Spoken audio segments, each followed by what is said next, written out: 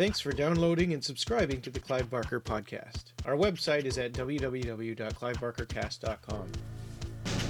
We're the only podcast dedicated to the imagination of Clive Barker. In this episode 208, Jose and I are joined once again by Dr. Sorcha Fhlainn to discuss the 2001 novel Coldheart Canyon. If you haven't read this book yet, there will be some spoilers ahead as we dive deep into this Hollywood ghost story. I have to apologize in advance. I have a nasty flu, so often when I wanted to say something, I had to mute my coughing instead. Luckily, there were 3 of us, so you probably won't even notice.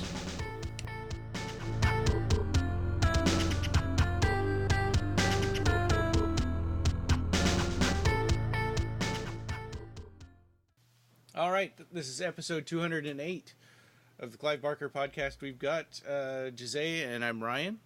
Hi. And we are joined by Dr. Sorcha Fhlainn. Hello.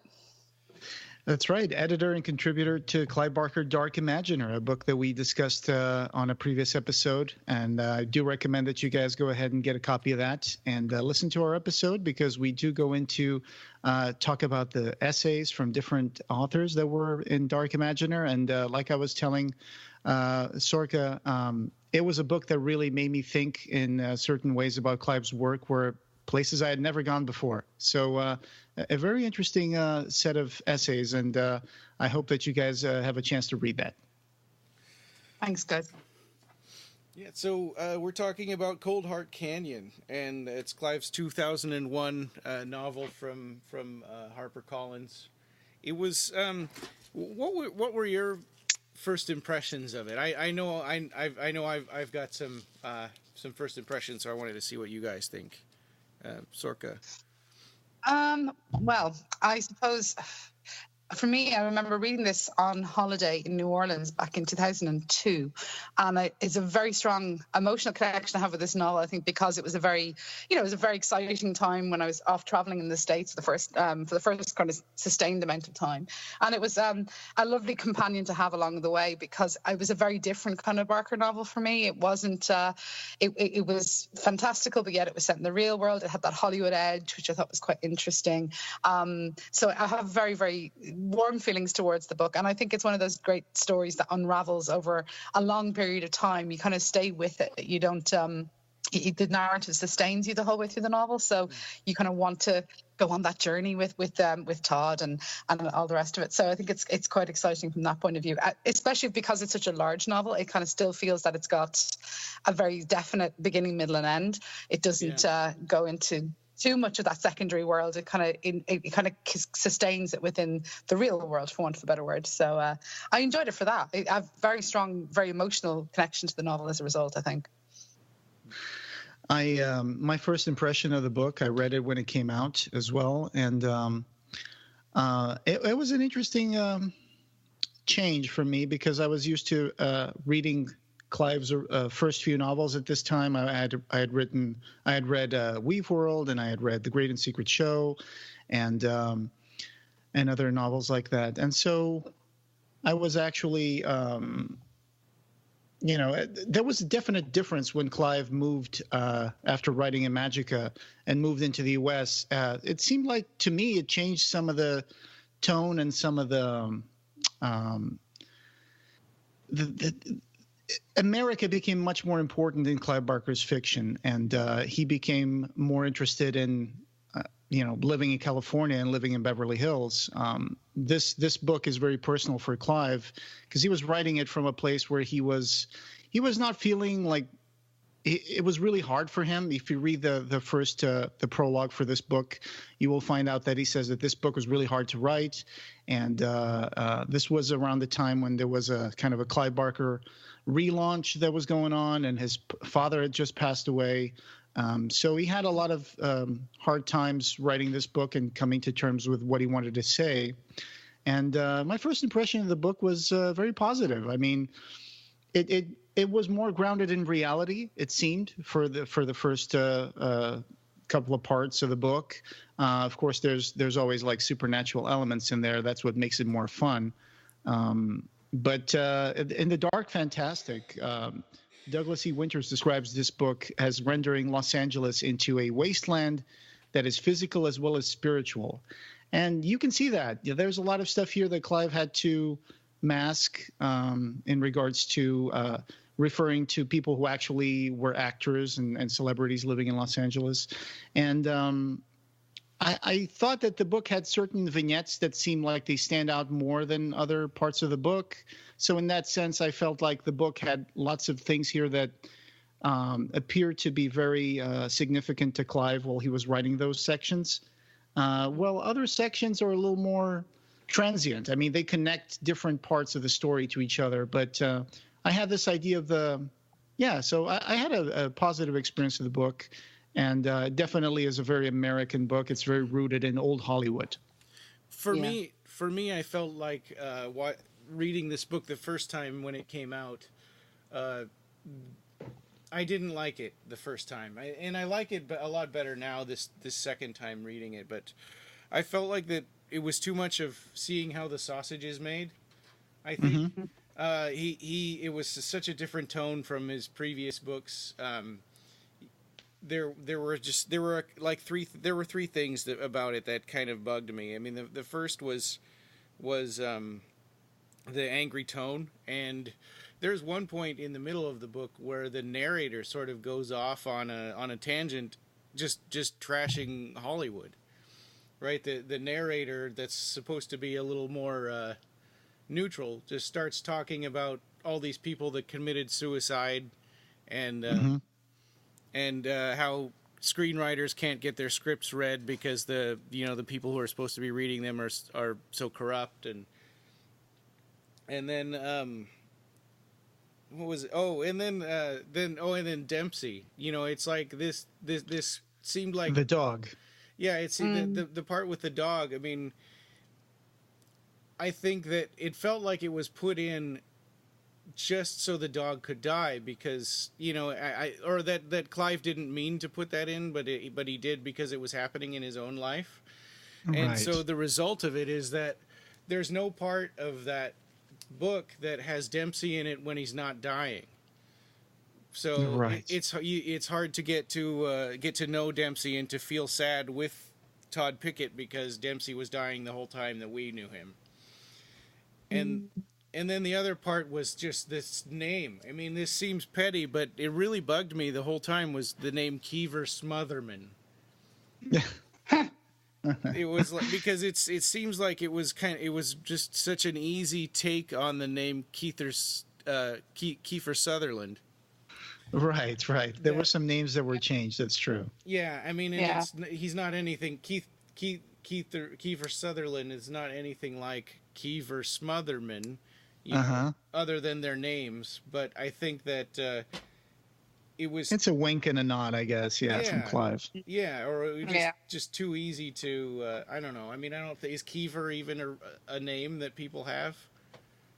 Not that I know of. Yeah. But, for example, Clive's protagonist, Todd Pickett, it seems like he was directly inspired name-wise by the character in The Day of the Locust, who's a young artist from the Yale School of Fine Arts named Todd Hackett. So Todd Pickett, Todd Hackett. That book, Day of the Locust, also deals with a dramatic painting, just like The Hunt is a big, mosaic. And the painting in Day of the Locust is called The Burning of Los Angeles, which is the painting that the Todd Hackett is working on. It kind of revels a bit upon this idea of Los Angeles as a city in need of a kind of a cataclysmic reboot of sorts. Yeah. And in an interview with the Stokes, Clive did mention at the time that he had the book sitting by his side while he was writing this one, The Day of the Locust. Wow. It makes sense, though. You think about this idea of LA as a wasteland, and it fits so well in, not only with its kind of literary past, but also this idea of the city of dreams, or the dream factory in Hollywood, and then actually the fact that it's built upon this sort of reclaimed land, or kind of reclaimed desert, this kind of perpetual wasteland that's constantly kind of having to renew itself and renew its veneer of magic, because really it's drying up and dying because of all the corruption, and that fits very, very much back to 1930s Hollywood and back to film noir and all those other kind of legacies around Hollywood cinema and Hollywood culture. So it's a very fitting I think, description of it, that it's constantly dying and it's being rejuvenated. Incidentally, on the Kiefer Sutherland thing, poor Kiefer Sutherland. He's nothing like that. I met Kiefer Sutherland years ago, and he's nothing like that. So I always thought is that just a wink and a nod, or is that maybe a bad bust up at a party 20 years ago and he just decided to put it in the novel? I don't know. But he just his name was on his mind and he just kind of didn't realize he was doing it, maybe. Maybe. I don't know. I mean, I can't think of any other. There's plenty of horrible agents in Hollywood and in literature, especially. You find there are other horrible, smarmy agents and people that are up to no good and out just to exploit other people. But I always thought that name did bother me. I have to say, insofar as I kind of thought, he could have tried a little harder, I guess. Same with the Dempsey thing. The Dempsey thing was, I felt really sad for him, because obviously I know that Clive's really very emotionally attached, as we all are, I hope, to his pets, and you would find that to be a very traumatic experience. But it didn't serve, I suppose, if I was being really picky, it didn't really serve a lot of the emotional arc of that narrative.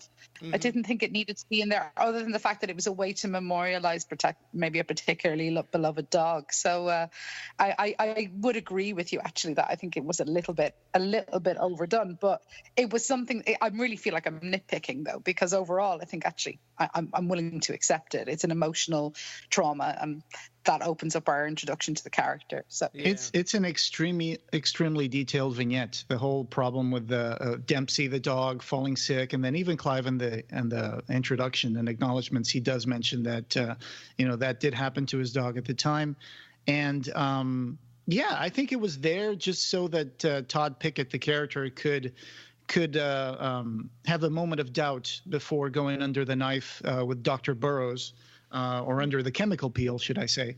And as such, it also launches him into this feeling of almost being in connected to the feeling of death, and feeling that the dog had been with him since he was nobody, he says at one point, and the mutt. So it's like the connection to his old self kind of dies with the dog, and then while he's in the middle of recovering from this botched chemical peel. And it's interesting, like you said, that this city keeps rejuvenating itself, and in a way, so does the industry, and so do the people in the industry.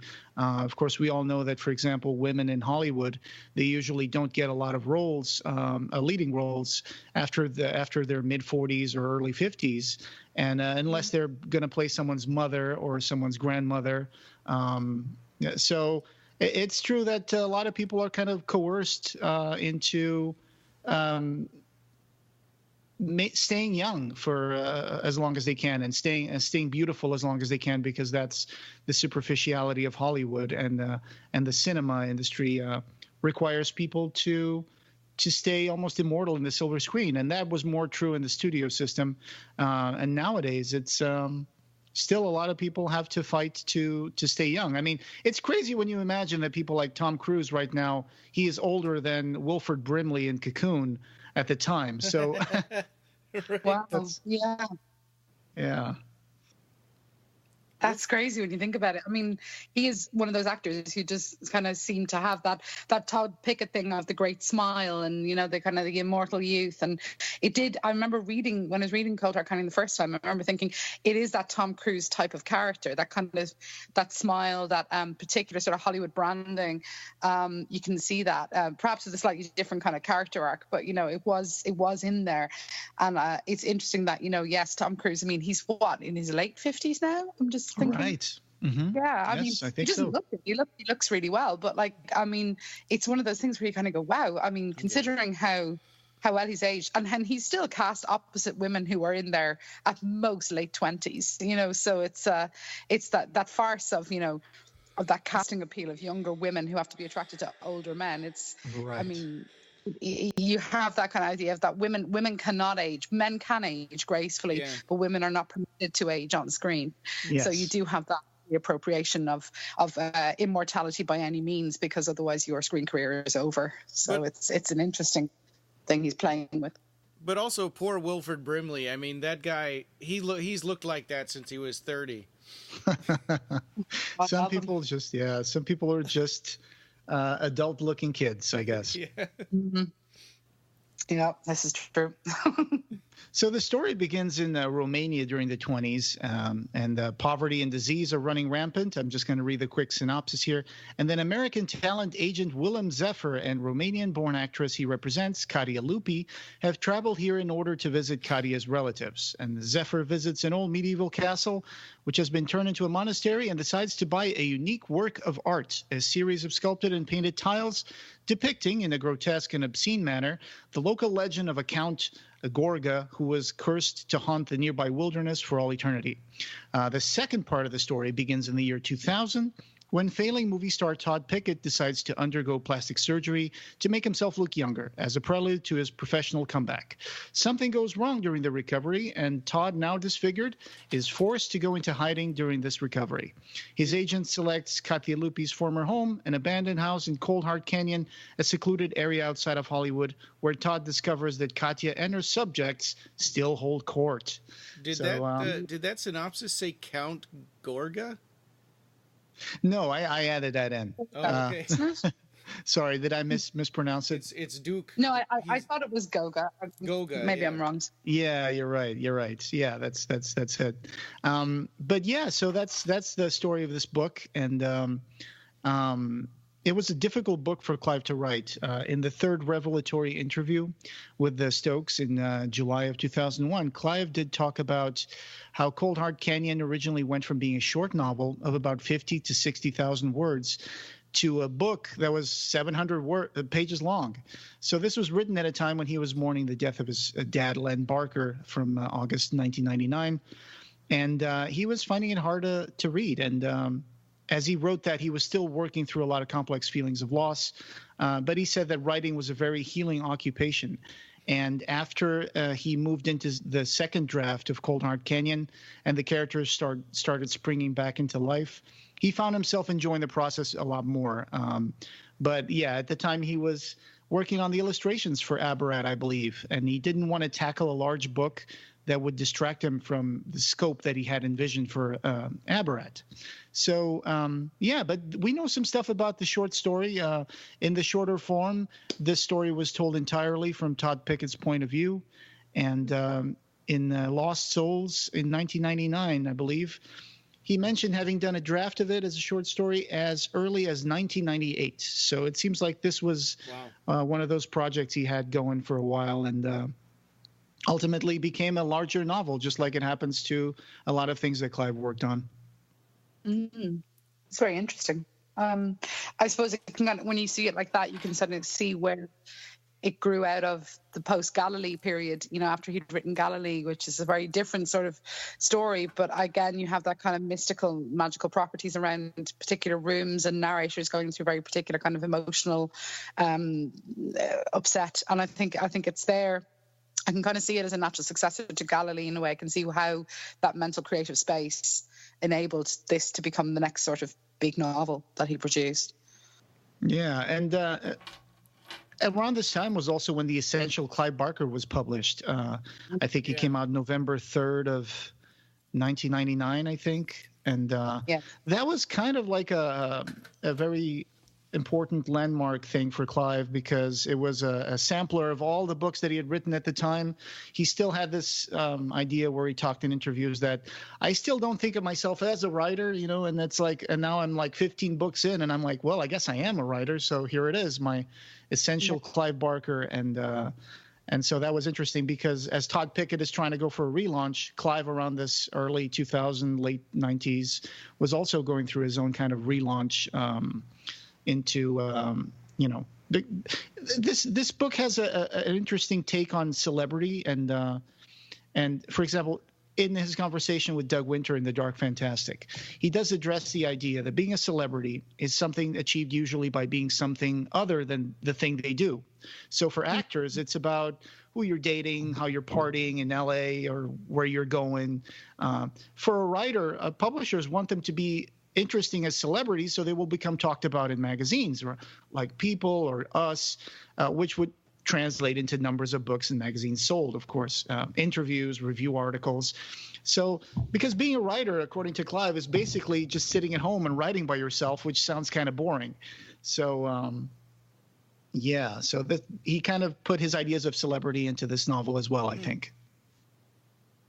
Yeah, I think it's interesting, the expectation of what you are or who you are supposed to be when it's, as you say, something so solitary. The process of writing, it's a maddening private war with the page. And then this idea, can't you tell I've just finished a book? It's just that feeling of complete frustration, but at the same time excitement. But it is a very private construction of a world, and unlike a film where you're working with hundreds of people sometimes, and I can feel that, you know, he's who are you and what are you about, and especially I think that's always been the problem he's grappled with. I mean, I know we talked about this before, but the idea of moving and changing across genres. Are you just a horror guy, or do you just write horror stuff, or do you just write fantasy, and what is this dark fantastic stuff? So this idea that of his actually crafting a very particular type of style that he can write in different genres and for different audiences, I think that's quite interesting, because of all the things I would have expected Clive to produce in a novel, I never expected a Hollywood ghost story, the strapline for this book. So I thought that was really interesting, because he's keeping it rooted in the real world, and he's talking about, okay, maybe perhaps some real people or amalgams of real people in Hollywood culture, but it's always about this idea of who is he within that sort, within that group of people, because he's not an actor. I know he's cameoed, but he's not an actor. So it's this idea that, you know, who are you then if you're a writer, a director, an artist? You know, so it constantly makes me think when reading this book, there is that question of, and who are you? What do you do? And it makes complete sense that he's going through that question of, okay, I'm a writer. This is who I am. So it's an interesting book to make that statement with, or to feel comfortable, I suppose, to make that statement.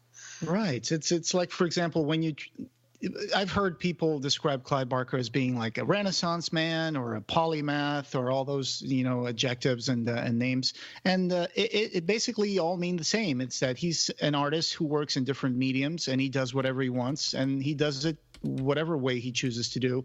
And people get hung up if they can't label something. For example, in Clive's case, when his books of blood were published, like you were talking about image and horror, photographers wanted to take photos of him at a cemetery when the books of blood came out. Yeah. The business of creating an image. Yeah. I think one of his first published images, and you can find this at Shadows in Eden book, is there's a picture of Clive with his arms crossed leaning up against a tombstone in a cemetery. And he says that was one of the first photos that was published in a People magazine in the U.S. And so the business of creating this image seems focused on identifying authors and artists as celebrities, equating this with success, which in my opinion is an unhealthy equivalence, which this is the kind of thing that gives us the Kardashians, for example. It's very reductive. That's what it is. It's very unimaginative to go, oh, you're a horror writer. Yeah, let's take you to the cemetery and photograph you. Right. It is so reductive. But it's one of those cliche things where they kind of think, oh, this is what people associate with horror, so we have to give them what they associate with, rather than challenging a set of readers in a way where you actually will engage with what the author is producing, rather than, you know, actually just engaging with stock imagery, for want of a better word. And so I think Todd Pickett, and just like Todd Pickett is typecast as like an 80s or 90s, you know, action star that was in Kiefer Sutherland movies, and then suddenly Kiefer Sutherland is dead, and now people aren't really, he's struggling to be still accepted, or to do something different. You know what's weird is that you have Kiefer Sutherland in the book, but then he name drops so many other celebrities by their real names, and I'm glad he didn't go around creating funny names for other people that would be easy to see through. Me too. Yeah, me too. That's where you instead of Brad Pitt, right. Instead of Brad Pitt, you could come up with Bradley, Matt or whatever, something like that. I don't know. But he didn't do that. So he does mention a lot of people there. And he mentioned when he was working on this that he had an editor who was saying, well, I don't know if you should put this part in. He said that he took out 5 or 6 sentences. That seems very, very underplayed when he says 5 or 6 sentences. I'm sure it was more stuff. But he says that it was the lawyers who came to him when he was submitting the manuscript and said, you have to take these parts out. These people will know exactly who you're talking about, and they will probably sue us. So he did have to change some stuff and move some things out of the book. But it's Clive's description in an interview with Douglas Winter. He mentioned that Coldheart Canyon, it's about what dreams you have as an artist and how very seldom you see those dreams realized. I've been trying to write about Hollywood in terms of a metaphor for the world, or how the world just uses up your highest hopes for yourself. And I think that's basically this book in a nutshell, really. I agree. I think that, really, I know I'd written about it myself before, but I do think that this book is really a meditation on the aspirations and the disappointment of going to Hollywood, because after his move over and the obviously the desire to welcome him and to get him involved in making films, commercially good horror films, and then how that experience of going from writing in your solitary writing room in your office to working for a production company or for a huge studio, and the demands that are put on you, demands that are not necessarily true to an artist's vision, but rather true to a bottom line or a bank account or a producer's demands, that must have been so crippling and frustrating and tiresome for him. I imagine that is where a lot of that anger that you were talking about earlier, that must be challenging there. I certainly feel it from the point of view that knowing that he was trying very hard to make films and how disappointed he was after Nightbreed, and obviously how frustrated he must have been trying to meet the demands for Lord of Illusions. He must have just thought, well, this is the most frustrating place in the world to work, because it's not really about keeping with the artist's vision, it's about making money. And that's what people always forget about Hollywood, it's about making money at the end of the day. So that runs so contrary to a lot of what Clive's work is about. So I can imagine he was deeply angry about that. It's a good catharsis, though. It's a great book to get a cathartic response out of, I guess. So and right and going back to what Jose was saying, Gary Epstad, who's the head of Paramount, was this a Harvey Weinstein type character?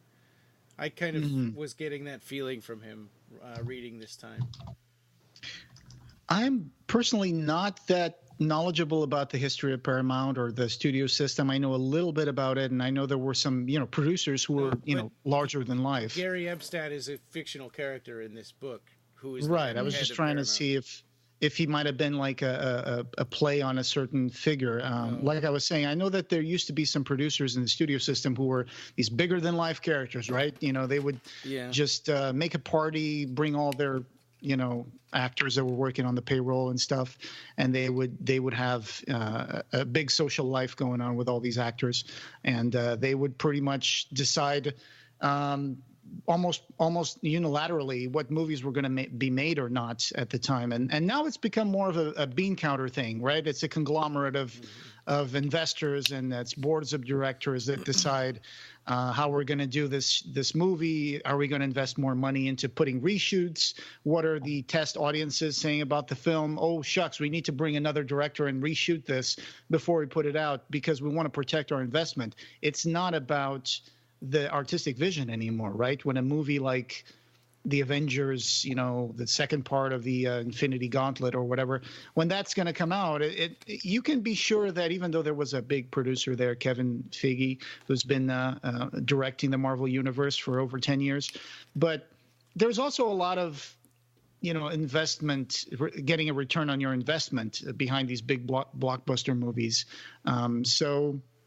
And you can see the bad side of that in the DC movies, and I'm sure a lot of people who love DC movies are going to be like, oh, he's putting Marvel movies saying they're better than DC. Not necessarily, but it's just that they've been more troubled productions on the DC side than the Marvel one.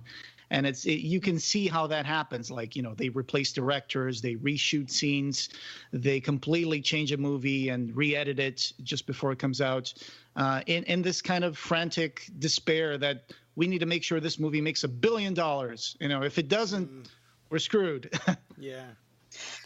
Yeah, but it's about that idea of having that $1 billion opening, or having that, I mean, we're living in this kind of perpetual extended version of sort of the late 1990s, early 2000s at the moment, where in some respects, because it feels like what happened to the horror genre, the horror cycle in the end of the 80s, when we had Nightmare on Elm Street 4, 5, 6, whatever, we had all of these kind of perpetual sequels. So, and they were often greenlit with release dates before the script was even written.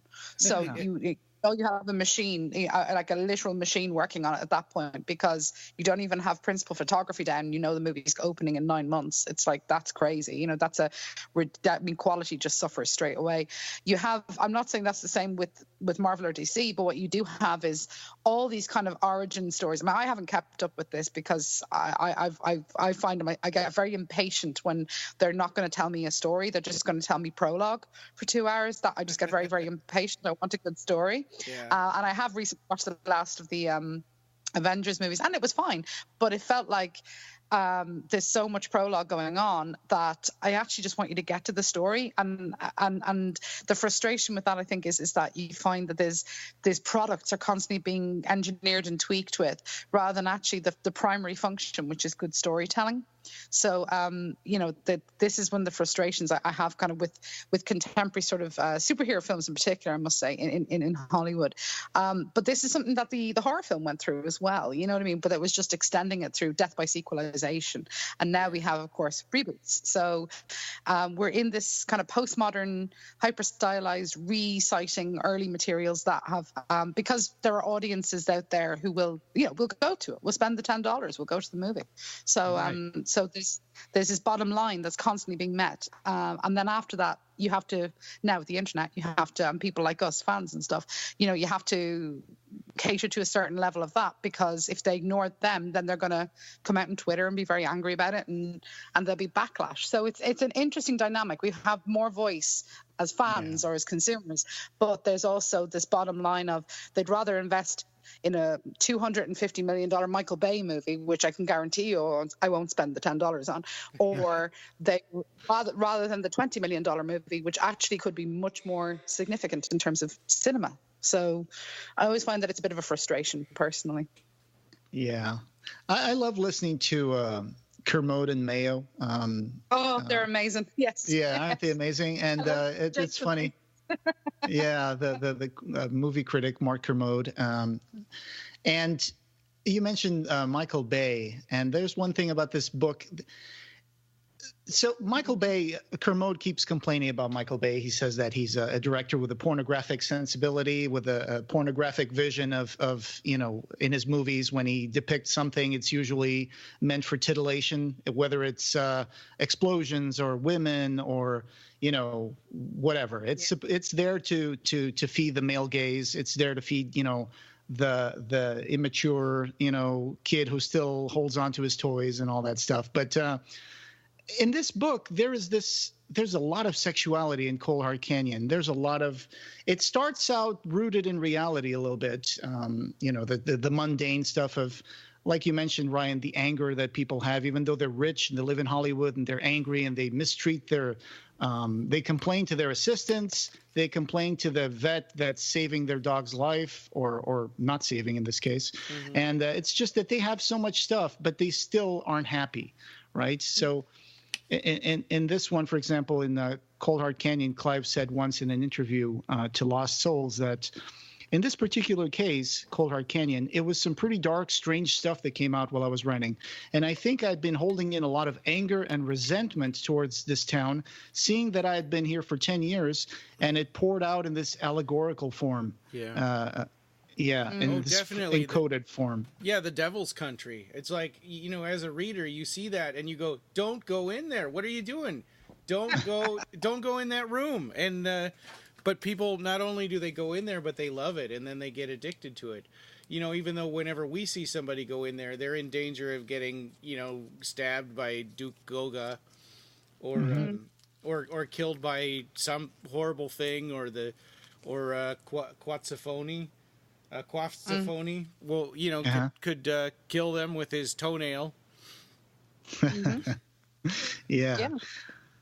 Yep. I love that idea, though. I love that idea that it's I mean, it's got that classic kind of Gothic thing that you do where, it's found in the East, of course, in Europe and old Europe at that, Romania, and that it's it's literally packed up and brought over to Hollywood, and it's housed in a basement, and it's got this sort of quasi mystical ability to confer immortality. It extends life through the scopophilic stare, and that's exactly what cinema does. I mean, we bring the dead back to life all the time. We watch actors who've passed away, but they're in these old films that we watch. So there is this sort of interesting parallel going on here with the scopophilic stare and the desire for actors and actresses that we see on the big screen, and this ability of them being sort of eternally trapped in the celluloid, and that's their immortality. They're eternally stuck there. There is definitely some lovely kind of parallels going on with how cinema is both a blessing and a curse, I feel like I have to make a connection here with the Books of Blood story, Son of Celluloid, because as Katia Lupi comes back as a sort of ghostly vamp, actress, you get the same thing in Son of Celluloid, where Marilyn Monroe shows up, and she's this ghostly apparition, almost flickering at 24 frames per second. And the same thing happens in this book, and the very tumor, Barbario's cancer, right? He comes to life because Barbario dies behind the movie screen, and in some way the gaze of the audience together with the magic of film, right, kind of makes this cancer continue to live and thrive and become this living creature. And in this, and I have to make a parallel here with this one, because you get the same feeling that this old Hollywood is still alive long after the actors have passed away, that their ghosts linger on, not just in the movie theater, but in the actual canyons of LA, which is something we will get to in this book. Yeah, I'd agree with that. And Clive said in an interview to the Dark Fantastic that once I was writing about Hollywood, it was too fucking depressing unless I started to write with an element of fantasy. So that's how the fantasy got into this, which is we want to believe that Tinseltown, it's not just tinsel, it's actual silver and gold and spotlights and all that stuff. But then you go there and you see that the backlot is not real. There's nothing behind the facade. There's just fake fronts to buildings that don't have anything behind them. And it's like you said, Ryan. There you see a little bit how the sausage is made with this book. It's criticism of Hollywood and how it's full of unhappy people and people with a lot of despair and people with a lot of broken dreams. And I think Clive made this catharsis with this book.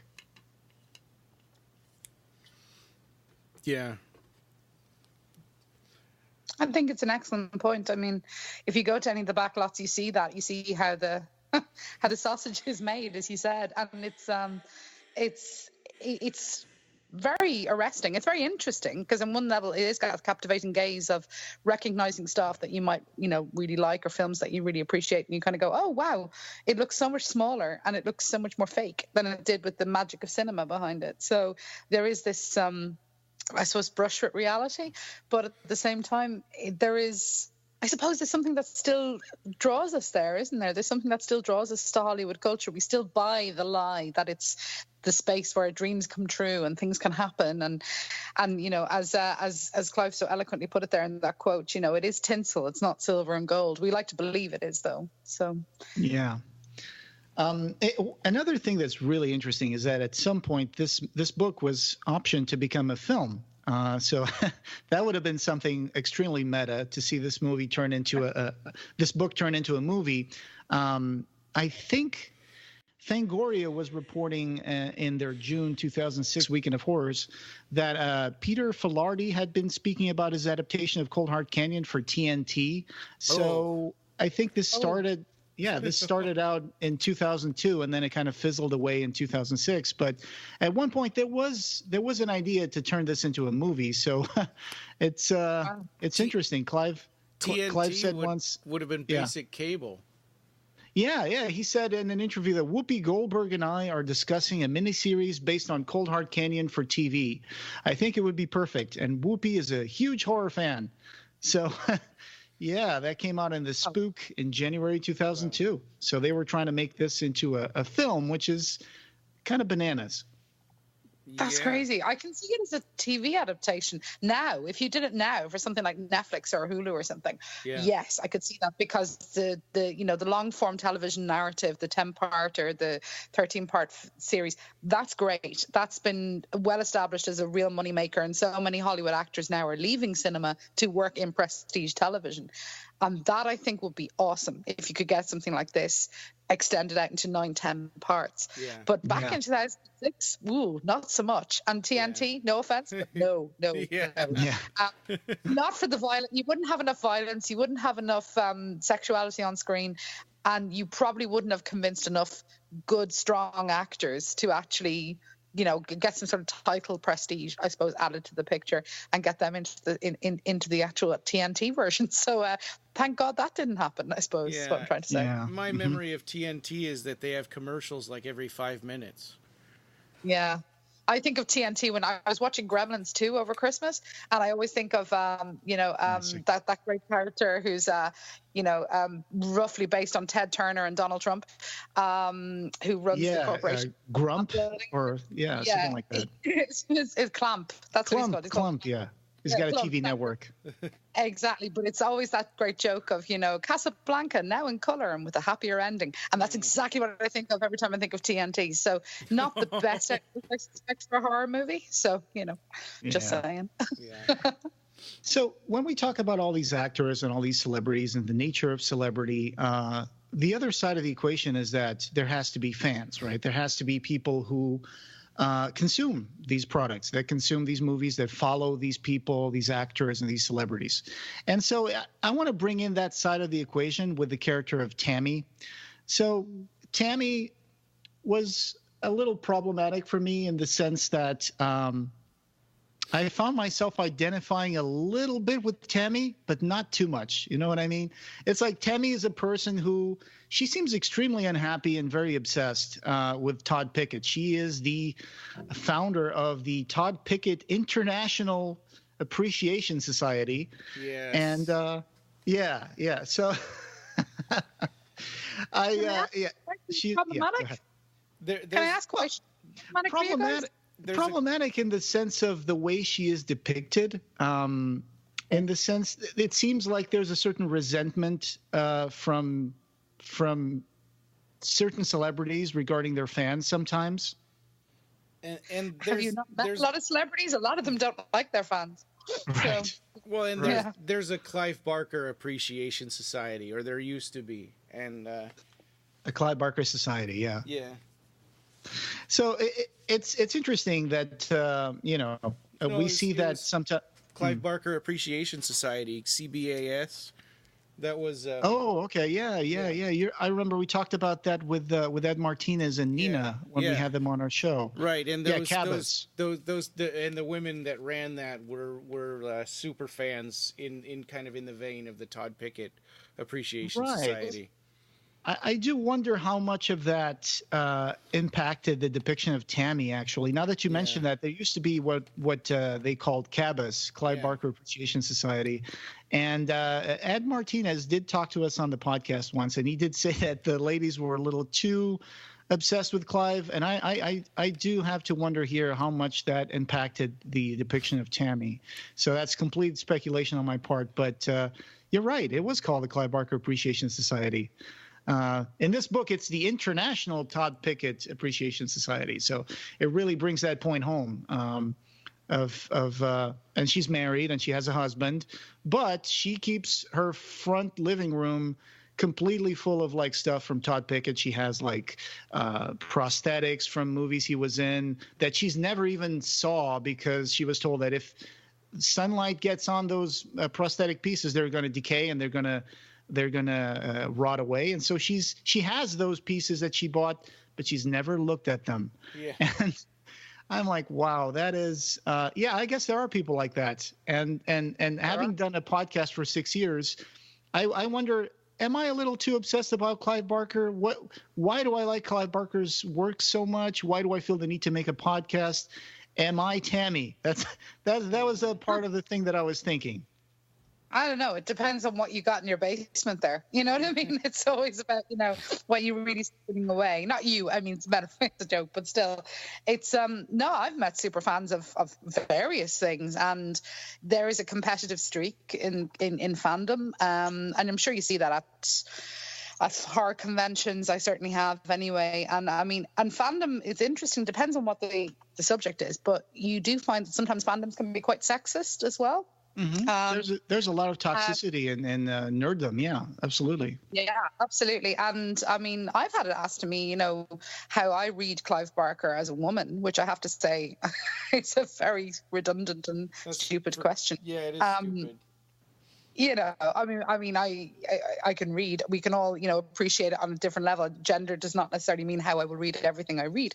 So it's an interesting thing, because I think he's pointing towards, on one level, there are cliches there. I mean, certainly the idea of the obsessive woman, the unhappy marriage, the slight overweight body. There are things there that you go, okay, that's a little cliche. But I also think about how would I feel if it was positioned differently. I think it would have made certain elements of that character less real, or less less real, really. I mean, I'm thinking of the fact that Tammy is a bit, I suppose, lost in the fantasy of the actor rather than the reality of things being a bit humdrum in her own existence. I'm a fan of loads of different things, and I do find that, yes, I mean, as someone who is constantly thinking about sort of cinema and Hollywood, yes, there are definitely fandoms that you can go into. Facebook is a great place to find some very scary ones. But at the end of the day, you find that, as long as you can switch it off, it's actually and you realize that you can put it back in the box, and that's fantasy and this is reality.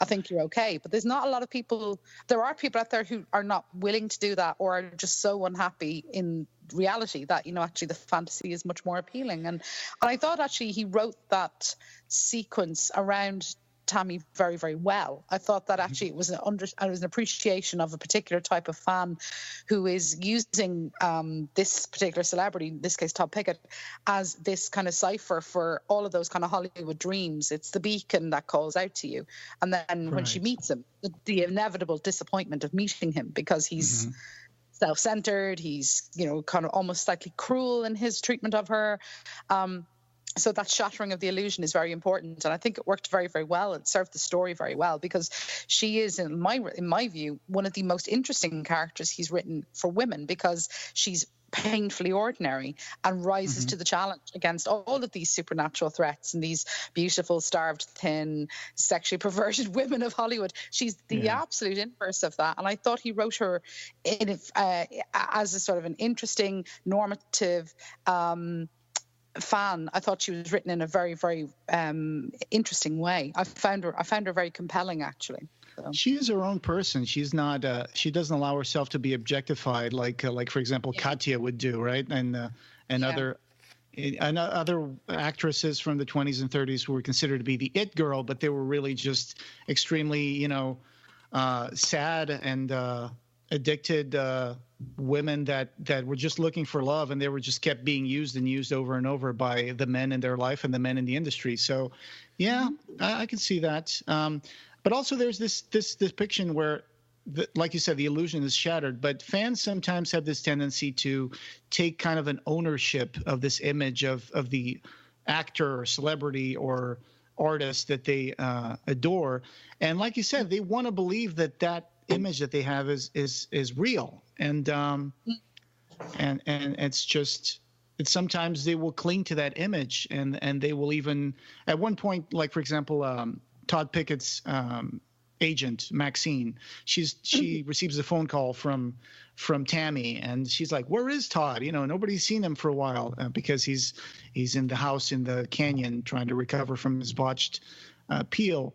And we see what Maxine is thinking about Tammy, that how Tammy sometimes would write stuff about Todd that wasn't exactly true, and sometimes she would get a little upset at that, like, why is she writing this stuff that's not what's going on? But fans do have a tendency to create this narrative and to believe this image about their celebrities that they follow, and that's interesting. Well, yeah. idolatry is a fascinating thing because, what happens when that person turns out to be human or turns out to be real? We see this all the time. And this is one of the reasons why we have this kind of love-hate relationship with celebrity, because on one hand, we kind of believe, or we want to believe, the best of a person, or something that, they're not just beautiful, they've got great morals, or they're very kind, or they're philanthropic or something. But then we read salacious magazines where, we're looking at their cellulite, or we're marveling at their having an affair, or, do you remember Brangelina, all that kind of stuff from 10 years ago? I mean, it's that kind of horror that we want to set them up only to tear them down. And there is definitely an element of that. And I'm sure Clive has experienced uncomfortable levels of fandom as well. He must have, he certainly in his earlier part of his career, when he was doing lots of signings, things like that, there must have been weird stuff that he's come across. So I'm sure he's got no end of places to draw inspiration from, Oh, yes. There was one time a fan came over to him in a book signing, and he actually took out a knife and slid it over his arm. And everybody was kind of freaked out. And then, yeah. It's and so then icky. Clive stuck his hand on the blood and put his palm print on the book and said, "Okay, here you go." He didn't even flinch. And that's, you got to wonder, what was that person thinking at the time to do something like that? It's relinquishing their own, their own safety or their own autonomy to say, "Hey, look, this is my blood here. Do whatever you want with it." And it's giving a lot of power to an artist that you admire. And so you have to wonder, what's the thought process behind that? It seems like that person has a different thought process that's not too much in line with what most people would have. So, yeah. It's funny when you go to a lot of conventions, you can really see that. I've been at conventions in London, for the last couple of years for different sort of things. And one of the things I did notice was that a lot of the times it's a lot of the same kind of repetitious engagement that these people have with their fans. So it's, if it's not sort of screaming or whatever, it might be, the same kind of mundane kind of interactions. And to be fair, a lot of the celebrities who are there, they really try and live up to those expectations as best they can. But you can see it's a performance. When they turn away, you can see that they're exhausted by it. So it's quite an interesting dynamic. I sometimes think that to be a celebrity could be quite a cursed position as well. That you're constantly kind of having to monitor everything you do or engage with the fandom in a very particular way, that you can't let the mask slip. That's quite interesting. And nowadays, you can't let the mask slip, and you have to be very careful about what you say, because otherwise the next day on Twitter, you might have a Twitter storm coming up because you said something, and then people are like, "I can't believe he said that. Oh, my God." And then, they have to apologize and they have to retract and say the usual things. "It was taken out of context. I didn't mean it that way." And, people just move on. But there's this outrage that shows up every once in a while. So people are always under scrutiny when they're famous. And it's not to excuse anything that's happened before or anything like that, but you also, all of your sins can be backtracked as well now in sort of in Twitter or wherever else. So it's not that I'm not excusing anything that's happened in particular recent weeks and months, but you find that things that have happened, maybe something that you posted online, I don't know, 8-10 years ago, before we thought that everything was going to be downloadable and searchable. Everyone's done something wrong. Everyone's whether they've written it publicly or they thought it privately. We're all human. And it's quite interesting that sometimes people are actually being held to a higher account because they're in the public domain in some capacity. So I think that's quite interesting, because now you can't even really be flawed, because that's not okay, especially if someone decides that they're going to have a campaign against you on Twitter or Facebook or whatever it might be. As I say, not to excuse anything that's actually illegal or terribly wrong, but, it's more to do with the idea that you can't seem to let that mask slip ever. So I can understand why a lot of celebrities actually don't want to engage with social media at all. It seems like such a dangerous thing to do. So, yeah.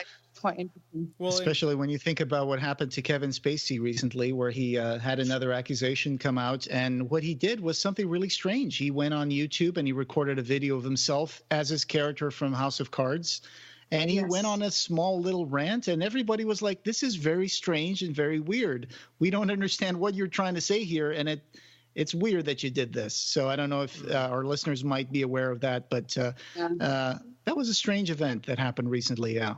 Well, and it is. Sorry, go ahead. Oh, no, it's okay. And everybody, everybody has their own video camera that they carry on them all the time in their phone. So yeah, so everyone is a potential paparazzi and they don't even know it. Mm-hmm. Oh, good point. Yeah. Mm-hmm. Mm-hmm. No, that's true. I mean, you can't do anything nowadays. We're connected to the internet all the time. We've obviously got, we've got the cameras in our phone on our phones. We've got access to people in a way that we've never had before. We have people's original, we have their hashtags, or not their hashtags, their addresses on Twitter. So the world is simultaneously much smaller, but it also means we're monitoring each other a lot more than we ever were before. So the things that we used to, I remember when I was a kid, you'd wait for a month for a particular magazine to come out to get the latest kind of, gossip, for want of a better word, on a particular actor or a film or whatever else. Nowadays, everything's leaked. Everything is freely available and searchable via Google. It's quite an amazing time to be a fan. And in some ways, it's almost too instantaneous. The idea of waiting for something and that natural excitement to build up actually is completely gone. And I kind of miss that in a way, I have to say, because I don't really want to know anything about the film before I go see it, or the new book. I don't want to read excerpts from it. I want to experience it, without those kind of distractions. So it was, with celebrity culture, it's a similar thing. I don't particularly care what people do in their private lives, insofar as long as they're not doing anything completely horrible or illegal. It's one of those things that I'm like, actually, they're a person. They're entitled to go and do their own thing. But the craziness of fandom feels that it's a proprietary thing. They own all of you. The more extreme levels of fandom, I admit. But it's an interesting and very sad thing at the same time, because they're people just like you and me. You know what I mean? They bleed just like you and I do. Yeah. That Tammy does take ownership of Todd, in a sense, when she decides to when she wants to know what's going on with his life, and even though Maxine doesn't tell her what's going on, she just decides to, I'm just going to get on the plane and go over to his house and see what's going on there. And it's like, most people, we would never do that to someone, like, I wonder what Brad Pitt is up to. Well, I guess I'll just hop on a flight to LA and walk over to his house and see if I can peek over the fence and see what's going on. Yeah. And it's like, normal people wouldn't think about doing that. You want to give people their privacy, their space, but when it's something that consumes you. And it's interesting, you were talking about how nowadays we know everything that's going on with production of movies, and we're there every step of the way because, leaks come out, and some leaks are actually just put out by the studios themselves. They're just, sounding the waters. But it's interesting because usually a relationship between an artist and the art is a very personal, private one, right? For the most part. But nowadays, when we're talking about the entertainment industry, the audience is an important part of that, because they're the clients. They're the people who are going to consume entertainment. So in a sense, it seems like the audience has started becoming a part of the process of creating entertainment, and it's no longer just the artist's vision and the art process. Now there's test audiences, there's leaks, there's Twitter, there's people talking about this movie. Well, Shazam is going to come out. Oh, people saw a picture of the uniform of Captain Marvel and they decided to go on a rant saying, oh, that looks terrible. What are they doing to the movie? Oh, they have to change this. Or, you see a trailer for Aquaman and it comes out and Jason Momoa in one trailer is not wearing anything in terms of his torso. And then another trailer later will have like CGI, fish scale armor on the torso. And it's like, okay, why are those two scenes different now in different trailers? Who added that stuff there? Why? And it seems like the audience is now becoming a part of the creation process. And I'm not sure if that's a healthy thing, but it is the entertainment industry. So audience is an integral part of that industry. Well, test audiences have been around for a long time, but test audiences used to be used in a very particular way. They used to be used kind of maybe 5 to 6 weeks before release. Sometimes you get things before maybe the last of the special effects were added, things like that. To see how to market the film mostly, yeah. Yeah. Exactly. Or if you got a particular title, where I'm thinking of Back to the Future, funnily enough, because it's a book I wrote about years ago, a film I wrote about years ago. But it's one that I find that it's a really interesting example of how people actually receive it and how it should be best marketed and what kind of what to expect. And also you might do a test as well if there's something to do with maybe gore levels in horror films, or people finding it too distressing or too high, or is it a questionable or whatever it might be. But I think that with nowadays, with again going back to social media and stuff, if you've got people commenting on not dailies, but maybe sort of rushes or things like that, where they're actually seeing parts of it, the picture that are incomplete, or they're commenting on something that is an incomplete piece of art, it's kind of like trying to write something and having an editor over your shoulder, which is an editor that you didn't ask for either. So you're trying to write something or create something and you've got someone criticizing you constantly over your shoulder.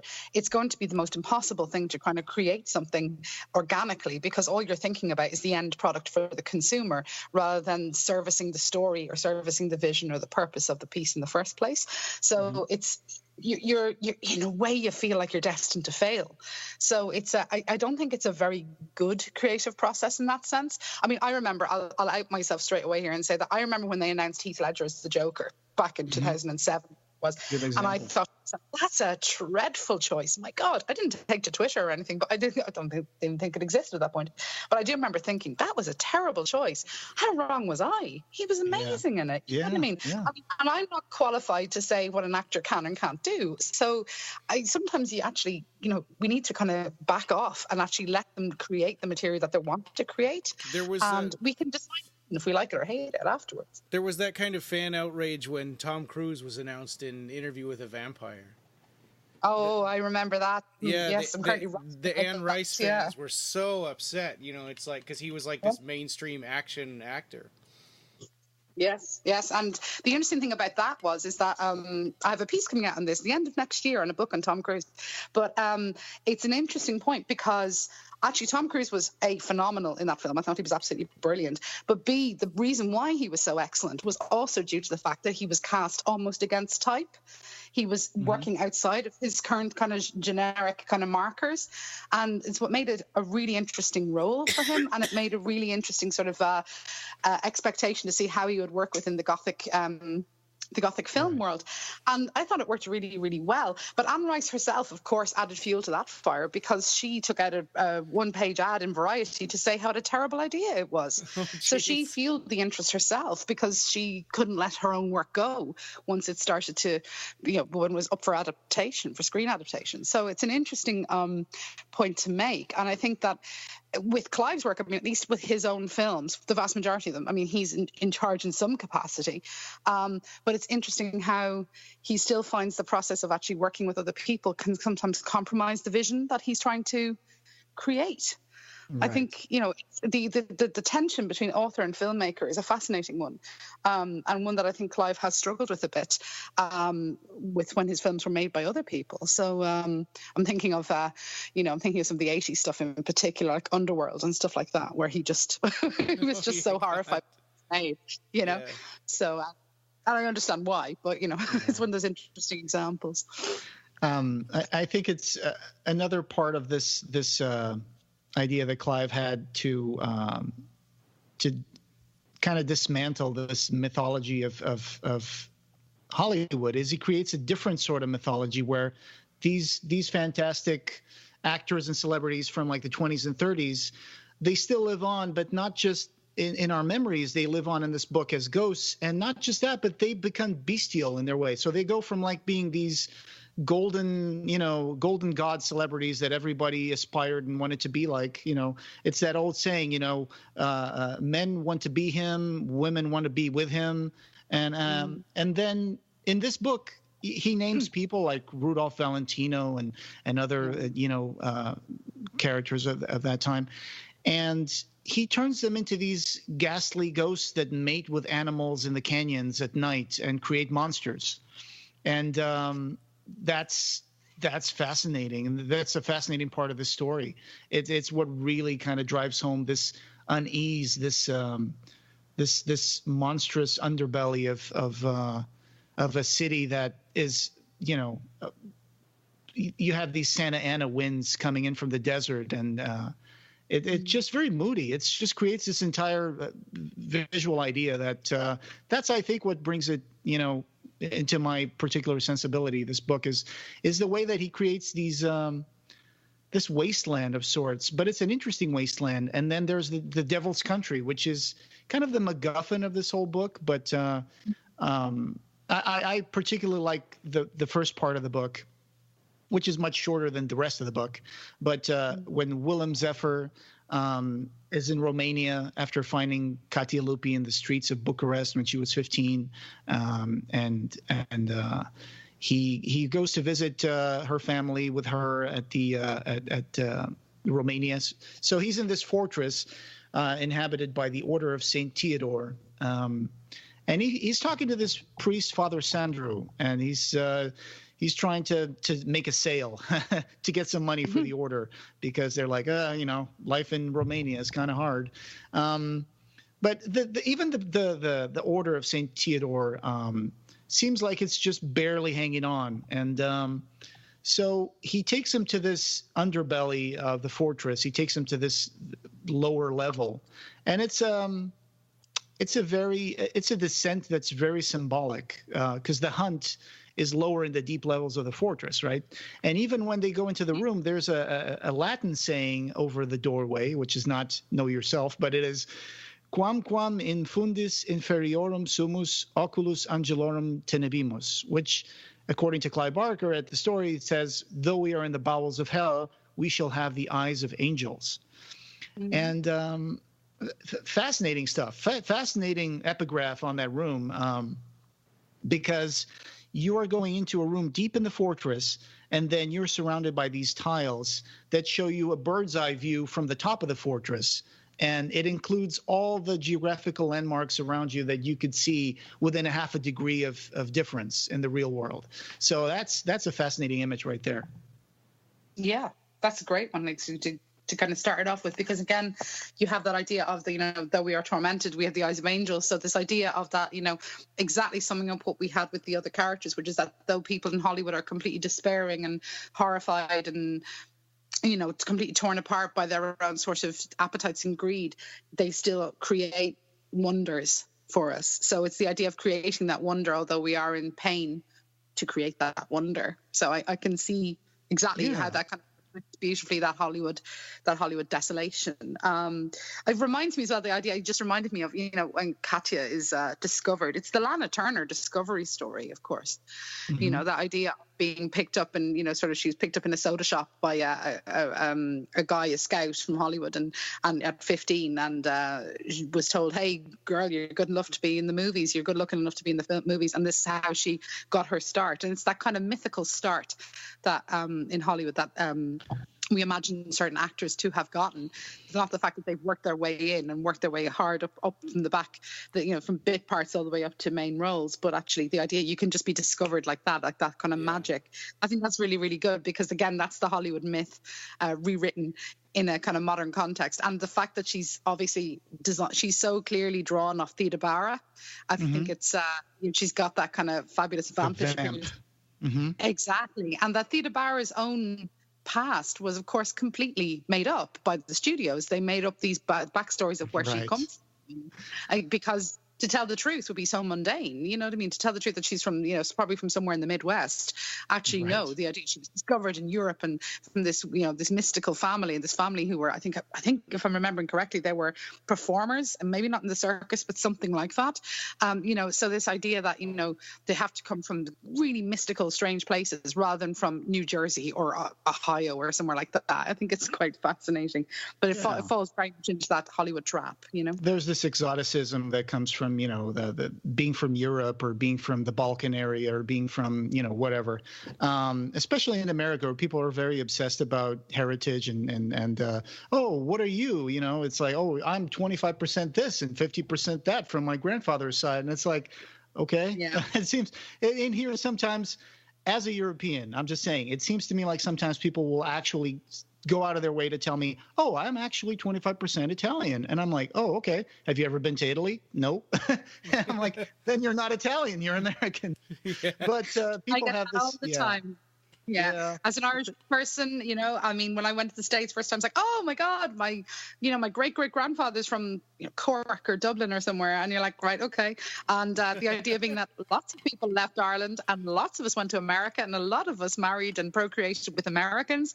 So loads of you are Irish American, whether you want to think of that as something special or not, that's up to you. But it's quite interesting that it's, you get that, of course, the whole time. And there is a bit of an exotic flavor to that, I suppose. But I tend to find it quite funny because Irish Americans, a lot of them are not necessarily in touch with contemporary Ireland. I would say that much. So I had I had a family history that I found out was made up, but there was some earl some earl in Ireland that we were supposed to be related to, and we did research and for a school project when I was a kid, and found out that it was made up, that line didn't exist. There is no castle. Oh wow! Yeah.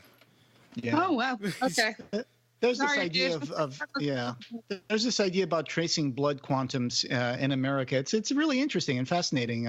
It's not done out of malice or any sort of particular nativism, unless certain fringe groups. But yeah, it's an interesting idea. It's like, well, I'm just 100% Portuguese. I don't know where I come from. I guess I come from the Goths and Ostrogoths and Visigoths and Iberian tribes of the north of Portugal. But it's like I don't really particularly feel the need to pursue that sort of thing. But it's funny that you were mentioning Theda Bara, because her eyes kind of haunt the I think it's the UK cover of the book. Yes. Yeah, that's right. Yeah. That's her. Yeah, that's her eyes that are there, because I found a picture that actually has that gaze from Theda Bara, and she's wearing like a Eastern Egyptian kind of headdress and makeup. Again, that exoticism. It's being put over the figure of her to make her look a little more vampish, a little more ancient and exotic. But yeah, fascinating stuff. I mean, even my mother-in-law, her name is Theda because of Theda Bara. So. Oh wow. Yeah, it still affects, people who name their kids names that were famous at one point from celebrities. So that's. Oh, sure. I'm sure there's lots of offspring in the UK now who would be named after the Beckham children or something like that. I'm pretty confident that's the case. I see a lot of names come and go with my students. I see a lot of them come in and out of vogue, so it's quite interesting from that point of view. Whereas when your name's in Irish, there's you're not going to have a huge amount of variation in that sense. You know what I mean? You don't get a lot of very famous people with Irish names, except for maybe Saoirse Ronan. So Yeah. From a bird. What was the name of that movie she was in? Lady Bird. Yeah. So this book is extremely personal. I mean, Clive even used his own house as the model for Todd's place, or rather Katya's place in Coldheart Canyon. He thought it made the book more personal. His house was pretty old, by Hollywood standards. And there were some stories attached to it. And when we were there visiting the house next to where he lives, Ryan, you remember one of the rooms had a secret passage? Yes, right, with a one-way mirror on it. One-way mirror, and then it opens. I do have seen this room. Yes. Yeah. Yes, we were invited. Did we want to stay? My husband and I were on our honeymoon. We're like, yeah, no, not really. Not with the one room. With the mirror. We're okay. But I know what you mean though about that particular space, that house. When you walk through that space, you do. I mean, I was thinking of Coldheart Canyon, because I was just like, because you look down to the drop down to the back garden, the pool area and stuff, and there's such a steep drop. You can imagine. You're like, wow, I can actually imagine the creatures wandering and marauding around here. I can imagine all that kind of fantastical space, and the idea of it becoming alive at night with that kind of ghostly essence. It really, he didn't have to imagine it too hardly. You know what I mean? Too difficult. It was there in front of you. Right. Even the large wooden medieval doors on the front door, was. Yeah. That is mentioned in the book as well, right? That they call it a very dramatic door, actually. That it had this mechanism that would help open and close it, and super heavy. And when we went to the Seraphin offices, for example, that house has a door that looks like something that was rescued off a giant ship that got sunk or something. It's a crazy looking door. It's ginormous. But so and for example, the house that he lives was purchased from Robert Culp, who's an actor, and he was built in 1926. I did look it up. I found some realtor websites that talk about those houses in Beverly Hills, and I did track down information about the one where he lives now, and it was built in 1926, and it used to belong to Robert Culp and his wife Candace, And I think Clive purchased it for about $1.95 million back in like 1990 or something, after he moved in from England after he made Imagica. So, yeah, fascinating. I mean, Robert Culp, probably best known for the 1960s I Spy series with Bill Cosby. So there you go. There you go. I will say one thing, that there's a sequence in the novel where he's talking about running up and down stairways, this particular staircase. And I have to say that staircase is photographed on, I want to say, the British edition of, crikey, Fantastic? I think it's the paperback. Dark Fantastic, yeah, I think it's the paperback version of it. And I think that that staircase, I do remember when my husband and I were walking up that staircase, I do remember thinking to myself, oh my God, I never thought I'd see this in the flesh. But also it did remind me of sequences in Coldheart Canyon where Todd is invariably running up and down this staircase, and it's such a sort of visceral thing because he's spotting people going in or being drawn to the Devil's Country room and things like that. But it's such an interesting kind of it's an interesting connected space between sort of the Hollywood above and the hell below, and I did find that it worked really, really nicely in terms of bringing the house alive within the kind of literary modes that he uses in the book. I thought it worked very, very well. So it was a wonderful idea that he had to actually put it into the house, because it brought it to life in a very real way, and it's quite accurate in some of its descriptions of the space in that house. Yeah. And sometimes, especially spiral staircases seem to show up in horror stories. And I wonder if that's usually just kind of a metaphor for moving in and out of different realities, because for example, the House on Haunted Hill, right? I mean, there's also a spiral staircase, and there I bet we can trace lots of movies that have spiral staircases or things like that. It's interesting how we kind of attach ourselves to this idea of a spiral staircase, and even like Apple stores have spiral staircases for some reason, right, Ryan? Isn't that like a staple of certain Apple stores, that they usually have a big spiral staircase in the middle? Not any that I've ever been to. Really? Because the one I've been to in Manhattan does have it. Yeah. Okay. It's not a very tight spiral though.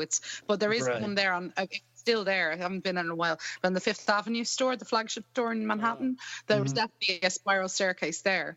That's what I remember, because I remember it was built around the elevator shaft. So the elevator shaft goes down, and it was built around it, but kind of like almost like what you would have. Oh God, I can't remember the name of the pattern, but it's like a golden ratio. You know, it kind of looks like a golden ratio. But, the Fibonacci sequence. Yeah, the Fibonacci sequence. Yeah, it kind of had that kind of look, which I kind of thought made sense, because it ties back to Jobs' own description when he was designing or putting design into the iPod. That idea of the Fibonacci sequence showing up in that kind of golden ratio material. But that's the only one I can think of.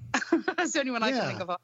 And in the new Netflix show, The Haunting of Hill House, the spiral staircase literally like takes them into a different, dimension, almost, because I don't want to give any spoilers, but it's very important in the sense that it's a part of the house that people go into that staircase and they go into this little room, and it is, it changes. There's different experiences for everyone who goes there. So fascinating thing about spiral staircases. I guess it might have to do with the whole Fibonacci thing that we were talking about.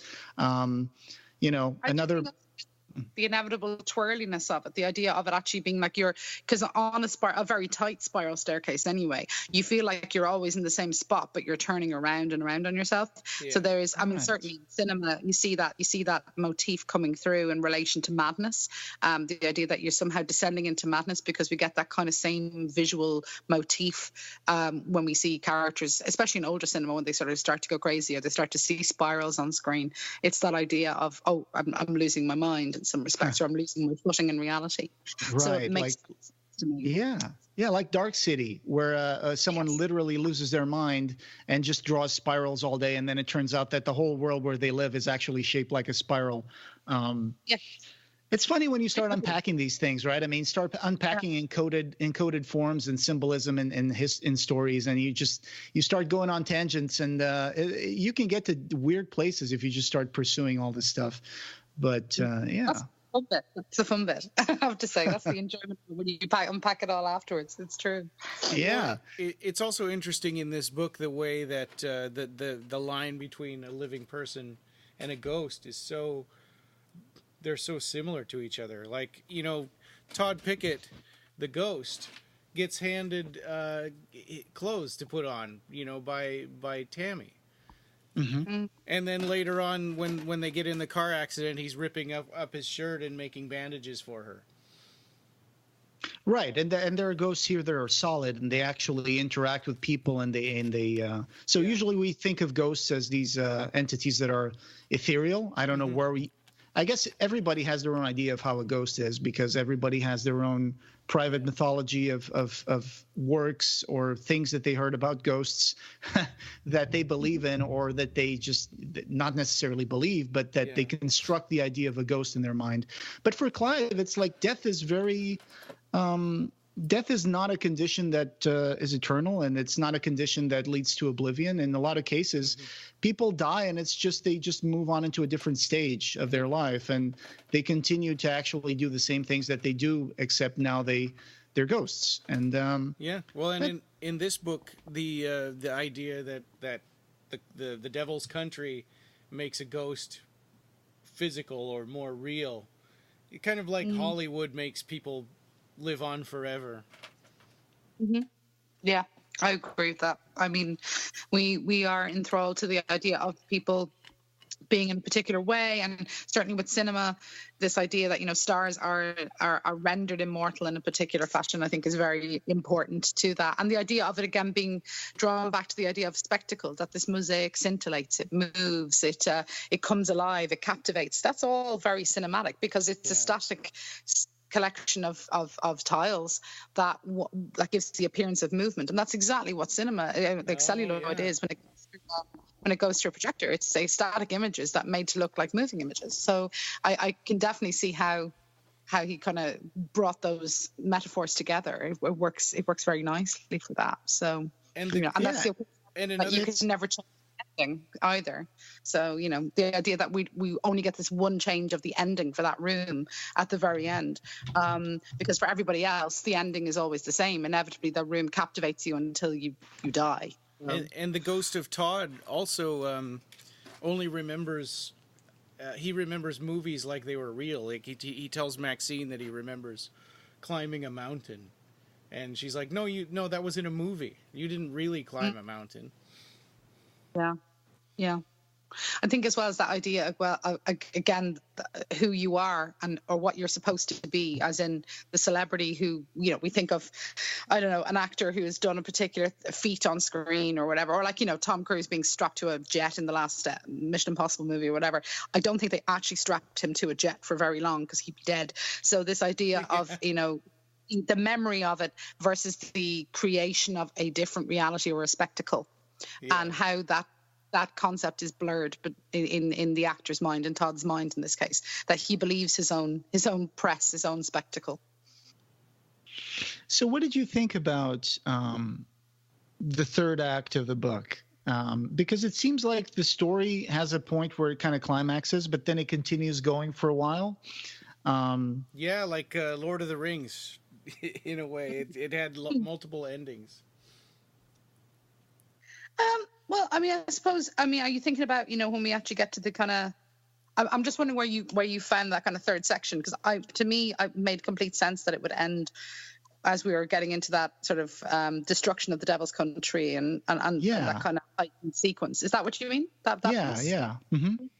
I absolutely love that, because I think once we go into it, especially with Tammy, going back to Tammy, I mean, she who is supposed to be so enthralled with the idea of stardom, celebrity, creation of false culture, or certainly celebrity culture, how she can see through it, I think is actually really nice touch, because she figures it out, without spoiling it on anyone who is reading it, she figures out how to solve the riddle of this space. And I think that in doing that, she actually turns the gaze back on on she basically turns the look back. The idea being that you're trapped in the room and you can't tear your eyes away, that you're involved in this sort of scopophilic presentation where you can't tear your eyes away from whatever's being shown to you. And it's usually, being Clive, it's a bit pornographic and a bit sort of violent, and it's good fun.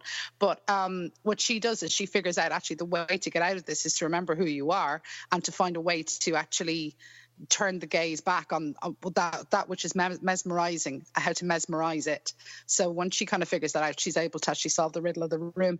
And I thought that was quite interesting because she's written as a character who would not solve the riddle. She's written as a female character who is, as I say, a bit overweight, who is not fetishized, who is not sexualized.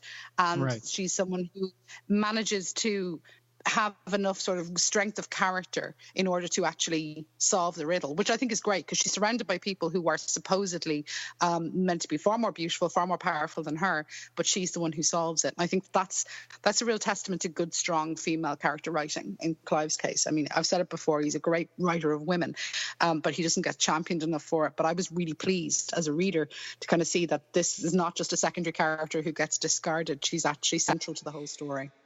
Yeah.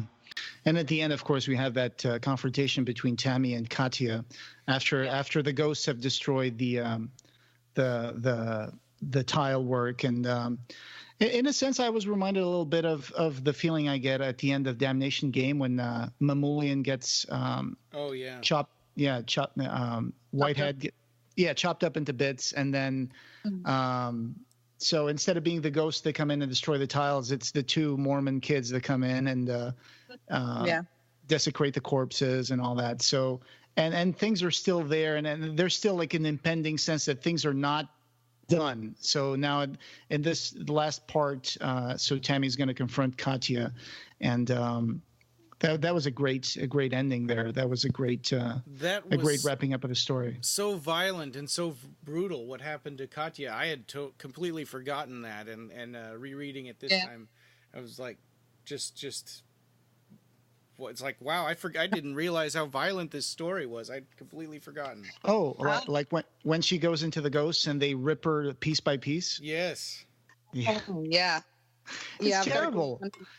Yeah. There's a quote here that, they bit off her nipples, they tore off her labia like shreds of tender meat and shoved the pieces down her throat to silence her. I know. Death had not made them kind. Time had not made them kind. Wow, that is pretty brutal. Yep, I've just got a similar one here again. Oh God, where is it gone? Yes. So, drove her hand into the dead woman's mouth, and with the strength death and hatred had lent her, clawed out a fistful of the woman's brains, which she threw at the tiles. I mean, it's just marvelous. This is just so visceral and nasty. It's wonderful. And the fact, again, Tammy, of course, bears witness to this. Tammy sees it all. And I think that's what's kind of excellent about it, that you see the destruction of this kind of Hollywood creation, for better or worse, and you see it being destroyed and being reduced to sinew and guts. I think it's quite nice. I just came across some of the notes here. One of them was that, the idea that, Tammy, in the end, she actually ends up destroying all of her stuff of Todd's. She burns photos, she burns all the stuff that she had collected and worshipped and minded. I think it's quite interesting because it frees her from that imprisonment of fandom. That fandom can be a prison, and that she inevitably kind of in going through this kind of transformative adventure actually frees herself from the idea that Hollywood is somehow a place where you can find some sort of catharsis. Actually, the thing is to live your own life and not to be so sidelined by these spectacles, these depthless spectacles. I think it's quite a brilliant ending. Again, very, very fitting for the story. Yeah, and there's things here that happen that it's like the story is trying to end itself. It's almost like at the end of the fall of the House of Usher, when the very house itself cracks in the middle and falls down. Right here at the end, you see Tammy's getting into the car, and all of a sudden she looks back and she sees there's a big crack in the house, like splitting the door in half, and it's like that thing is just going to crumble itself down. And it happens as well when they remove the tiles of the hunt from the fortress in the beginning of the book. You see that the power that those tiles had were keeping that fortress together in the Order of St. Theodore. As soon as the tiles were purchased and taken to Los Angeles, you see that he just writes this almost matter-of-factly at the end that, the order got the money and they took out the tiles, and then at the end, Father Sandro dies almost shortly after that. And then there's another brother of the order who ends up killing himself. And then after that, they just disband the order, and the fortress almost within the space of a few months almost completely crumbles down and exposes the room where the tiles used to be. And the same happens here at the end of the book. It's like the hunt has this energy that keeps things. It's like this cursed space almost that has this inherent power. And when it's gone, things just crumble and fall apart. I wanted to know who owned Coldheart Canyon. Like, who was the legal owner of that property? So, question: was it really called Coldheart Canyon, or was it the place between Coldwater Canyon and Laurel? I think that's what they mentioned at one time. But so I kind of forgot. Was the actual house called the Coldheart Canyon, or was it the actual canyon called Coldheart Canyon? It was the canyon in the novel. Okay. Yeah. Because it wasn't the house. I don't think the house has a name. I mean, right. I didn't pick up on that, but I do remember that it was set situation in Coldheart Canyon, which I thought, okay, obviously Coldwater Canyon, okay, fair enough. So, which I thought was kind of nice, because again, it just gave you that slight touch, a bit like we were talking about earlier with the characters. It's just a little twist on reality, just the slightest twist, just to kind of make it a little bit more fantastic. And I thought that was a nice touch, because again, if you're like me, and I've only been to LA a few times, but it's kind of that nice thing of feeling that it's an echo, it's a familiar echo of a real space or a real place. Right. Yeah, so I thought that was kind of good. I think that it's a novel that it's again, that echo comes back with the destruction of the tiled room. When you have that taken out, and at the end of the book, when you have that kind of destruction of that room, it shows that LA as a space, as an economy, it's all propped up by moving pictures. It's all propped up by Hollywood and major studios. So right. And the money that flows through it. So this idea that once you take away that economic viability, what is LA but that place that could within 2-3 years be just reclaimed by the desert, or be reclaimed by drought and the fires of the Santa Ana winds?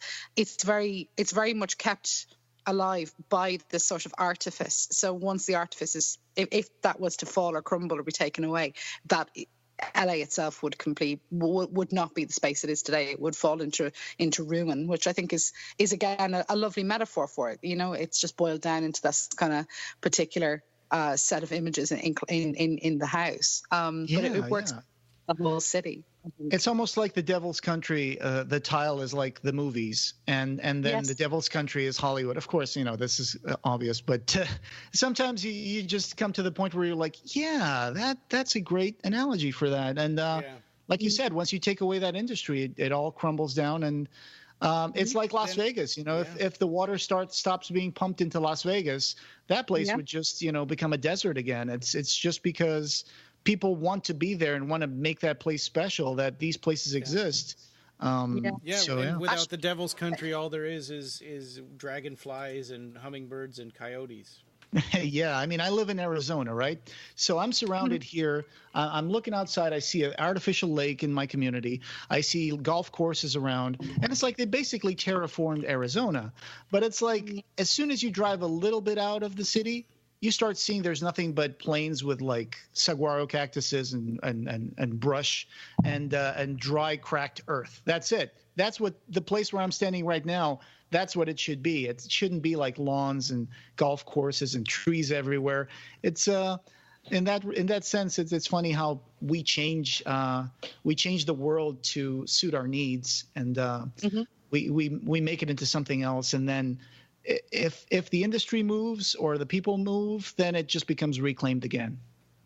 Yes, absolutely. I think that's most certainly the case. I mean, certainly for LA, I mean, the idea of that space. I'm don't know why, but I'm constantly thinking of Chinatown as we're speaking. The film Chinatown, and that idea of the water scandals of the 1930s in California, and that idea that who controls the water controls the future, and it's that idea that LA is a desert, it's a reclaimed desert, and this idea that once the second you start to turn off the water supply or the financial supply, whichever way you want to read that metaphor, that's when you starve the city. So it's an interesting mode of corruption, and it's a very interesting way to kind of see that space in the West. The West is going back to the American myth itself, the idea of the going west in search of gold, going west in search of the future, and actually finding that a lot of the time, actually that space, if you don't cultivate it, the earth will reclaim it back. So I think it's got that really fundamental part of Westering that comes into American mythology. So I thought that was a quite a nice analogy for it. Even if it is transformed into the idea of moving pictures, I think that's just a contemporary iteration of an age-old idea of going west to find your dreams and fortune and glory. But actually, it's tinged with this kind of constant battle against the elements or against nature itself. Yeah. Or, Gold Rush is a great example as well. Gold Rush, Silver Rush and California and Nevada, where people would come in and they would create these great cities. And then once the veins dry out, that's it. You get even in Midian, in the Cabal, he mentions that Midian was a city that had expanded because of the gold rush, and then it ended up with a cemetery that was bigger than the city because so yeah, that's fascinating. How Fairbanks is a gold rush town also. Oh yeah. That's really interesting. Because I mean, where I am, it's a city based on in the Industrial Revolution. Really, I mean, I'm living in Manchester at the moment, and that's a city based on the Industrial Revolution. So the idea of the city as a space where we all work together, and the imagery around it is very much of the old industrial world. Whereas it's quite interesting that the places that you guys are based in are either reclaimed spaces or transformed spaces, or indeed gold rush spaces. I think that's really interesting because again, you got that old world, new world dynamic, and it's fascinating from the point of view that Clive grew up just down the road in Liverpool, and again, he's going from that transformative thing of the old world of cities are built on shipbuilding or built on ironworks and metalworks and stuff, and then out to the city of dreams, out to LA. I think it's quite fascinating. And to me, what's fascinating in America is that most Americans are cut off from the history of their locations, because what existed here before, people came to colonize it and take it away from the Native Americans was they had their own mythology at the time. So I'm sure that, the tribes, the big nation tribes that used to live here, they would have their own mythologies and cosmologies and all that stuff. And most Americans are completely cut off from that. They only know the spaces from the story of, once they started getting industrialized and colonized by people who came from other places. So in that sense, it's like they have to recreate their own mythology in the places that they live. And it's interesting because you and I live in countries that had long histories, right? So they're small countries, so every little place is important. And for example, there's like a place in my hometown that has this rock was put here in 953. That's when our city was founded, and it's like, we've existed here for over 1,000 years. But some people come here to America, and it's like, what do you have? Okay, so you have a big, everything is big and large. They have lots of space in America, and they could build. Theoretically, some cities were built almost like, I would say, overnight. But you do have cities that were built overnight in Nevada, and then nobody ever lived in it. Oh, wow. Yeah. There's places you can go on Google Maps and locate someone divided a whole section in lots and made streets and everything and named the streets. But there's no houses in that location because they never built it. It was just supposed to be this development, and then it fell through. But it's interesting because I think because Americans feel the need to create their own legend and history for those places, that's why we have these manufactured a manufactured historical nostalgia almost of what this place used to be. Like, I can point to a place in my hometown and say, hey, that rock has history about pirates going there centuries ago and hiding stuff there. And I have this place over here, this hill, like someone lived over there. And, we have like cave paintings or whatever. And it's like, here it's like, well, what do we have? We have the biggest ball of yarn, or we have a gigantic styrofoam statue of Jesus next to a megachurch, and that's what people go there to see. And who knows what used to be there? Who knows what stories the tribes of Native Americans used to have around here? I feel like America had to recreate itself because it got cut off from its history. Part of that also comes from the idea as well as breaking away from colonization, obviously from breaking away from being a former British colony as well. You have to remake yourself. So not in the process of remaking yourself, you demythologize things that you don't want, and you then reinsert or reinstate a particular form of your own history. So it makes complete sense that spreads from east to west and how different the cultures are. And then you have that mid space, the Midwest, where you have, as you say, spaces that haven't been completed, or places that were supposed to maybe be developed and were not. I think that's quite interesting, because I come from a country, from Ireland, which is, in some levels very pressurized on space because it's quite small. And in other and it's very, very old. So you have a lot of deep-rooted mythology and Celtic, history, but at the same time, it's always clashing with the modern and the idea of modernity, especially in the cities. So, I mean, I'm from the country that brought you, the island where Luke Skywalker lives in the current Star Wars movies. That's all Ireland on screen. I can look at that and go, home, lovely. That's what I recognise. But to other people, that's where that could almost not be real, but it's a very, very real space, because it's natural, it's beautiful, but it's also very, very small and very isolated away from modernity. And I think that's the idea, that it keeps it somewhat sacred and safe. Whereas in America, so much of it is industrialized and so much of it is expanded outwards towards, people wanting to move out west, or golf courses, or whatever it might be. So it's an interesting kind of clash of cultures, I think. So. Yeah, so America is this country that manufactures culture, and they've created a lot of culture in the last 200 years, and when they had a chance that other countries did not when they moved to America, which is that we can create our own society, and that's what basically they came here searching for: freedom of religion, and there's a lot of stuff, a lot of rituals that Americans came up with in their society that were created in the last 150, 200 years. And in other countries, those things just are organic. They're remnants of things that happened in their history and stuff like that. But here, for example, they came up with, when are we going to celebrate Mother's Day? And then it was some lady that decided to, throw that date into the calendar and say, hey, how about we start celebrating it at this time? And, things like that, certain holidays in America that are completely manufactured within the last 200 years. I guess I wonder if that kind of manufacturing of culture is what's behind this idea of, Hollywood, and this whole idea of creating this their own mythology, their own pantheon of actors and celebrities that they could look up to. Well, yeah, I guess because most of them are manufactured in one way or another. I mean, one of the pleasures of the internet, if you're ever very bored, is when you can look back and see when they used to look like us, when they used to look, normal and human. And, when they're, Brad Pitt, who was 14, and you're like, oh, he was human too, before he became like this megastar.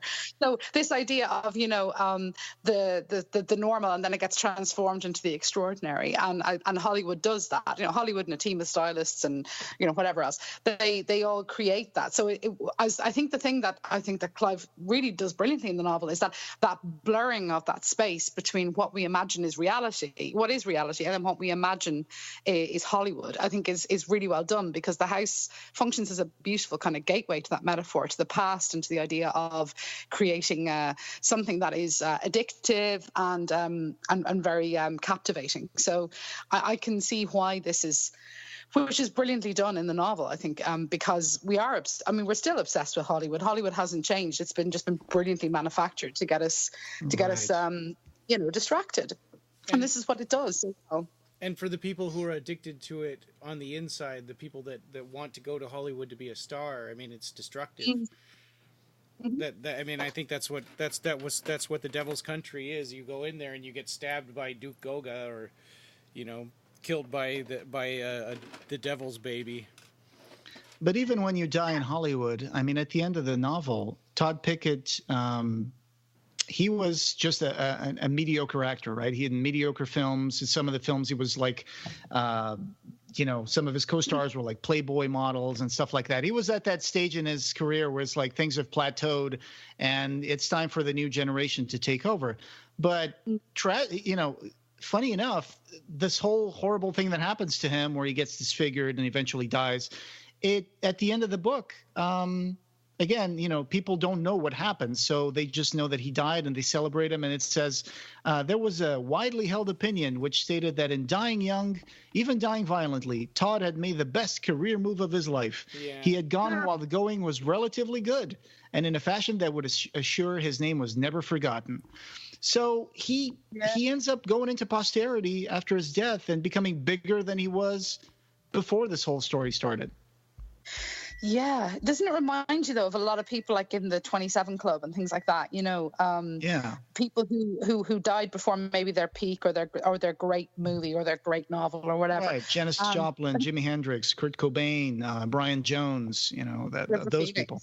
Yeah. River Phoenix is the one that comes to mind as well, because I'm just after reading one of the biographies about him, and it's an interesting thing where you kind of go, if they had not died at that age, would they have achieved the greatness that they're lauded with now in death? Because they obviously can never make any more films. So it's an interesting way of kind of thinking that immortality can be conferred through this transformative experience. You have to die for it, but you'll be remembered forever because you peaked too soon, or you were snuffed out before you could really achieve greatness, if you were to achieve greatness. Do you think that in some way this book, even though it came out in 2001, I think it still has a little twinge of like pre-millennium tension in it, where things seem to be moving towards an end, towards kind of I wouldn't say a dystopia, but it seems like things are coming to the end of a cycle in this book. And I wonder if how much of that might have been a little bit from pre-millennium tension at the time. Interesting. Yeah, I didn't think about it that way, but that's an interesting point. I mean, I suppose it's that tension between the old world and the new again. And I mean, with the millennium, this idea of counting down towards some sort of destructive end in the 2000s, I didn't pick up on it too much, but maybe you did.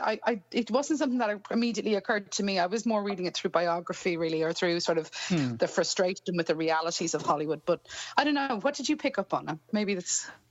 I'm not sure. I was just thinking about this whole idea of the 90s, and we mentioned before that how the horror movies got really big in the 90s, and I was wondering if that was just a way to in some way sublimate the pre-millennium tension at the time, that people were just going towards something that would reassure them that the end of a cycle could come, but at the same time it would be something that you would survive, and you could just get rid of your anxiety and your fear by just watching scary films and, in a sense, overcoming them in that way.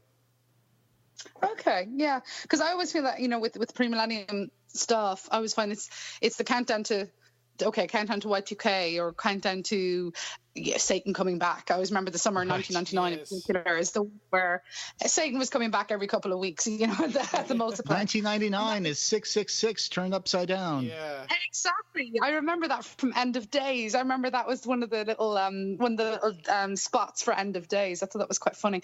So you've got Arnie fighting Satan. You have Johnny Depp trying to end Satan in the Ninth Gate, things like that. Yeah. So I thought there was a lot of that kind of stuff going on. Satan's back and he's angry kind of thing in 1999. But I suppose with Clive's one, I kind of felt it was more to do with I don't know. I just felt it was more to do with that frustration maybe he had towards the 90s, that actually horror had been kind of almost sublimated a bit by the kind of the thriller genre as well. I mean, so many films in the 90s were horror hybrid thrillers, post-Silence of the Lambs kind of feeling, rather than the overt gory horrors of the 80s where we had, Plastic Reality and Freddy Krueger and all that stuff, and obviously lots of Hellraiser sequels. So I'm just wondering, maybe it was one of those things where actually that the frustrations in the novel are informed by that idea of the frustration of creation. And again, if horror is being made impure, I don't know. That's just conjecture on my part. And the idea of the impurity of Hollywood anyway as a space. So yeah, it could be something along those lines as well, you know. I've just noticed, by the way, this is horrible movie. I say horrible because it looks really cheap. Called Coldheart Canyon from 2008. Is it directed video? Yes. Did you guys watch it? I haven't watched this. I'd just like to point out I have not watched it. I have not, but I did send you guys a picture of it saying, "Hey Ryan, I saved some time instead of reading the book. I saw the movie, and I found that because it's a recurring gag. Sometimes we look up Clive Barker titles, and then sometimes we discover that there's these crazy other movies that have the same title or books. And I forgot which ones I did before, but it's like this third or fourth time that I found something that has I think it was the Damnation Game. There might be something else that's called that. Okay. Yeah. Oh God. I found one yesterday in the store. Just randomly, I found one called Hellraiser, and I was like, "What? What is that?" Yeah, I'm friends with one of the actors in that movie. Yeah. Oh God, I'm sorry, but I just thought, oh my God, what a title! Jeez. I haven't seen it yet, but I have seen that the cover for it looks just like a Boom Comics Hellraiser comic book. They even have the Hellraiser logo at the top is the same font as they use for the Boom Comics, and I was like, oh wow, that is. You can totally see what they're going for there. Yes. Yeah, I just wonder how lawyers did not get twitchy around that. You know what I mean? That's just it just feels so close. I mean, if you weren't paying attention, you could pick it up and buy it and think, well, I'm in for a good night tonight with Pinhead. No, not so much. So, So after Coldheart Canyon, I do remember there was a time a few years later that Clive actually came out and gave an interview saying that he was actually kind of done with Hollywood, and he was done spending energy doing pitches and stuff because he had done a lot of stuff like that. I mean, when he was writing Abarat, he kept bringing people into his house to look at the paintings and try to pitch before he got sold the rights to Abarat to Disney. Temporarily, I guess they don't have them anymore. But he brought in Jeff Katzenberg. He brought in Spielberg to his house to look at the paintings and stuff. And I remember sometime, I think it might have been 2006 or maybe earlier than that, that he, in an interview, mentioned, you know what, I'm done. I think I've exercised some of my ideas about Hollywood with Coldheart Canyon, and he just decided he was done trying to pitch movies and trying to be involved personally with producing film in Hollywood. And he said that I'm just paraphrasing here because I'm trying to find where I put that thing in my notes. But there was one time where he did say that he was done with the pitching because he wanted to focus more on his work, his painting and all that. And he just thought that the whole development hell. I mean, he said, like, you come up with 10 projects and then 9 of them die in development hell and one of them just still suffers, So that's kind of like the description of how Hollywood projects go. And it's interesting. He was involved at one point with The End of Days with Schwarzenegger. They wanted him to come in and make a script for that. And he thought it was interesting to be able to work with Schwarzenegger, but then he declined because he didn't think it was something he wanted to do. But he at one point was tapped to be involved with End of Days, which I think would have been crazy, right? Would have been crazy. Would have been great fun, though, if you can imagine it. I mean, I think I was telling you guys when I was watching a couple of days ago, I rewatched Event Horizon, which clearly is taken. Like, I think the director's quite open about it. Actually, Paul W.S. Anderson, he was watching a hell of a lot of Hellraiser when he watched it, when he shot the film, and you can see a lot of that sort of invocation going through. And I think that if Clive had written or contributed to parts of End of Days, it would have been a hell of a lot nastier, which I think would have been great. It would have really added something fun to that, because it's very, very safe on the R-rated side, I think, at End of Days, whereas Event Horizon really does feel like it could go much nastier if the MPAA had let it, and if Paramount had let it actually been released as it was envisioned. So I think that could have been fun. It's unfortunate it didn't happen, but it could have been a lot of fun. It could have been a much nastier little movie. Yeah, End of Days had Arnold Schwarzenegger shooting the devil with a rocket launcher, didn't it? Yeah. God. I just remember I was really pleased that an Irish actor, Gabriel Byrne, got to play the devil. I thought that was kind of fun, you know. Gabriel Byrne was in lots and lots of Irish soap operas in like the early 80s and stuff. So it's quite interesting that he's gone from there to, you know, Satan is back at the end of the millennium, which I think is kind of fun. So. Oh, sure. Yeah. And there you go, millennium, right? The millennium tension, you know, that idea that something was coming to an end and the devil was going to come and reclaim everything. So I found the thing I was mentioning just a while ago. It was from 2007 where he said that he was talking about he was going to stop pitching projects, and he said, the difference with me is that I still want to be part of the movie machine. And it is a machine. Everybody's got to admit to that. But in a much more low-key fashion. We're involved in a lot of things, some of which I'll talk about in a minute, which are going fine. It's just that my life as a pitching machine, someone who has a lot of ideas and takes them to a lot of people, is over.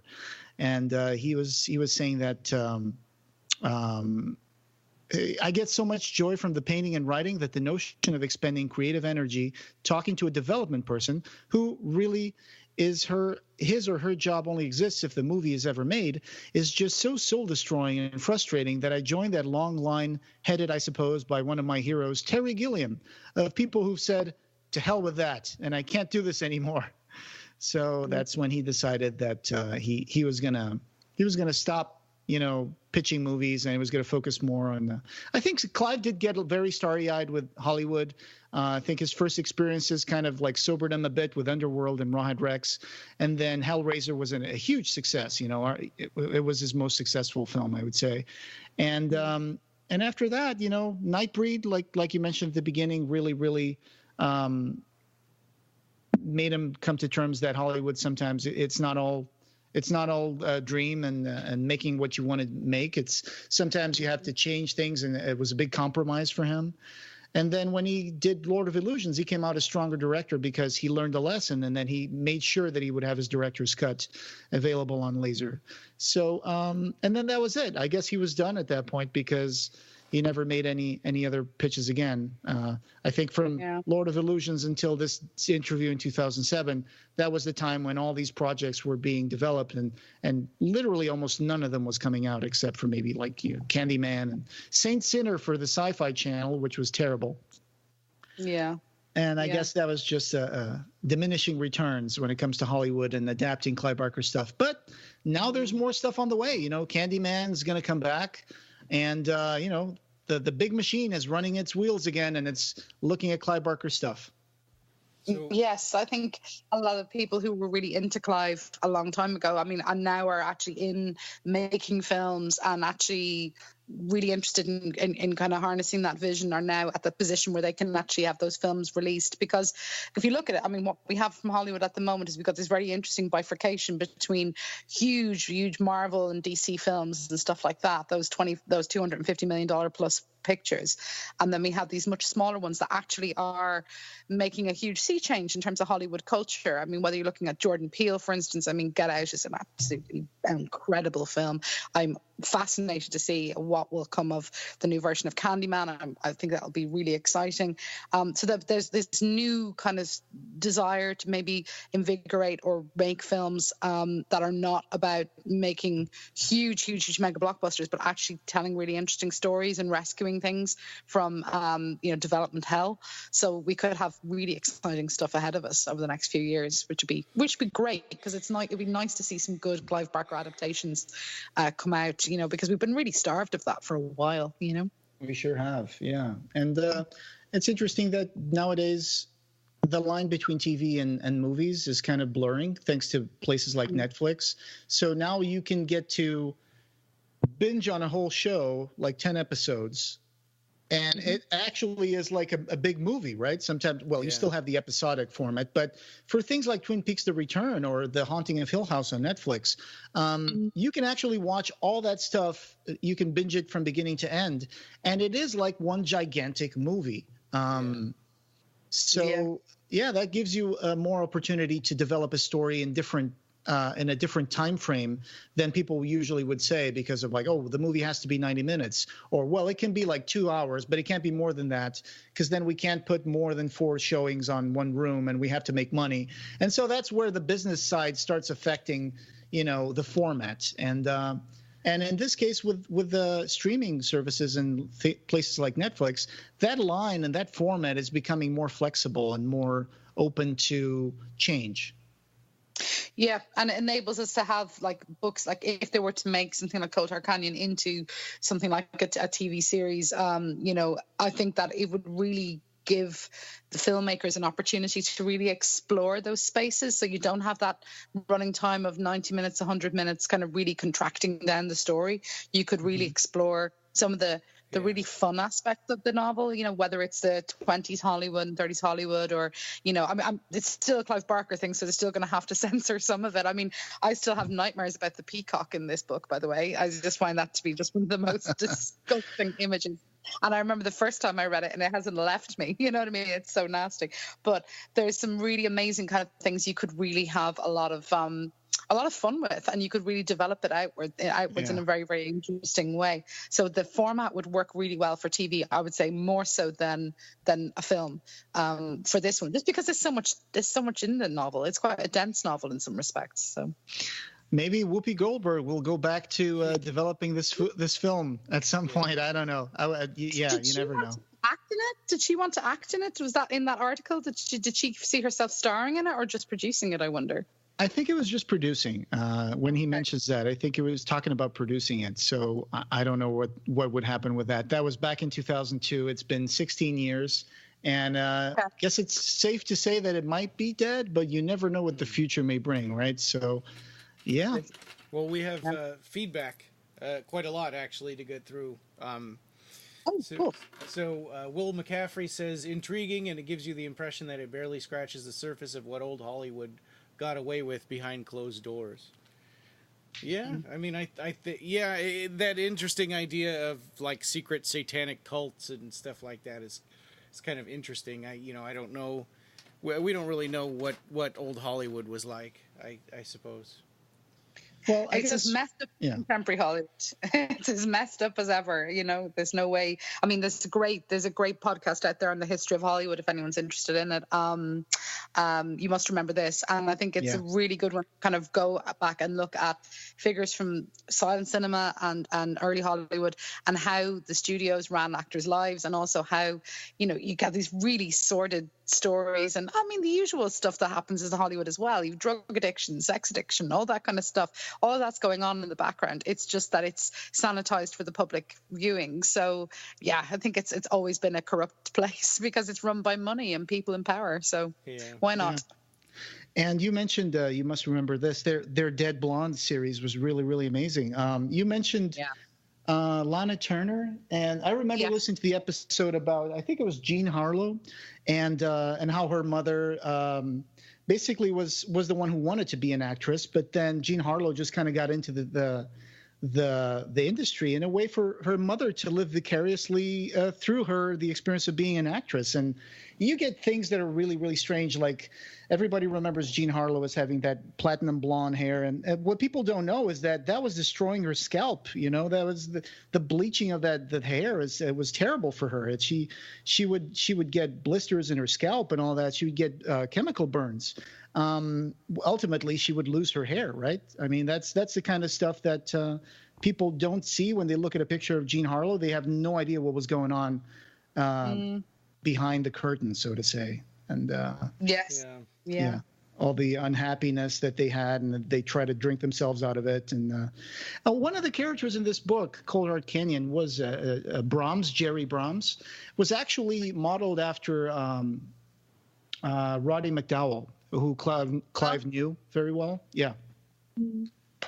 So he did say in interviews that he had kind of modeled him after Roddy McDowall. Well, to a certain extent, not, of course, not directly the things that he does, but for example, Roddy McDowall, who was kind of closeted gay actor, and at the time, I think that Clive actually went to his funeral, so he does mention that connection between Jerry Brahms and McDowall in his interview with Phil and Sarah Stokes. I think it was the third interview or one of those. So yeah, there's characters that he kind of transported into this book that were based on things from his life, like we mentioned, the dog and the house and all that. So. Mm. Well, and Stephen Cook says, I liked Clive's dig at Hollywood clicks, agents, managers, and studio executives. Clive was also kind enough to sign it for me at Century City in October 2001. Awesome. That's so cool. Yeah. I had a paper. I think my paperback copy of Coldheart Canyon was the one that has. It's the terrible cover that I think it's the worst cover that they ever did for Coldheart Canyon. It's the one where it's just like this vector landscape that looks like out of clip art with some spotlights, and then it says something like Hollywood. What did it say? I don't have it here with me, but it's. They did a few covers, right? Like the UK cover had the eyes of Theda Bara over this canyon house, and then you have the American edition that had like a picture that was supposed to be the back cover picture for Clive, and then they just decided to try. Well, why are we looking for a different cover? This is our cover. It's Clive Barker dressed almost like Rudolph Valentino, right? So that's that's cool, very cool cover there. Yeah. Yeah, the one I have, I've got a hardback copy of it, but the one I have is paperback because it's swollen full of Post-its. But it's the one with the lettering, Coldheart Canyon's done as the Hollywood sign lettering. So, yeah, right. I think that might be the one you were talking about. Yeah, that cover. Not a great cover, but I suppose it kind of gets the point across. But sure. When you have multiple copies of a Barker book, you're bound to get some with not so great covers as well. Yeah. So, yeah. And then. Ryan, didn't Clive sign your book once and make like a sketch in it? Or am I thinking of something else? I may be thinking of something else. Well, yeah, I've got a few. Not this. On this one, he just said very best wishes. But yeah. Yeah. But yeah, on Mr. Be Gone, I've got a cool sketch. And I think Visions of Heaven and Hell. Nice. Very nice. That's cool. And Joe Lamping said, I liked it. It was a little tough to get into at first, but once it got going, it was entertaining for the rest of it. And Greet Herbert says, I spent a lot of time to find a translated Dutch copy. Finally found it in a secondhand shop because I couldn't order it at the bookshop. Yeah, I think that it's hit and miss, right, about which books have even been translated at all.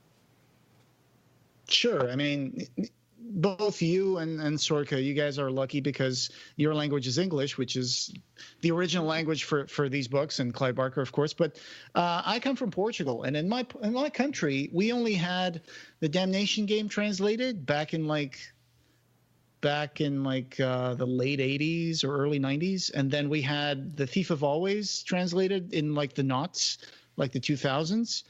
And I think that's it. I think that's pretty much it. I don't think there's any other book from Clive Barker that was ever translated into Portuguese.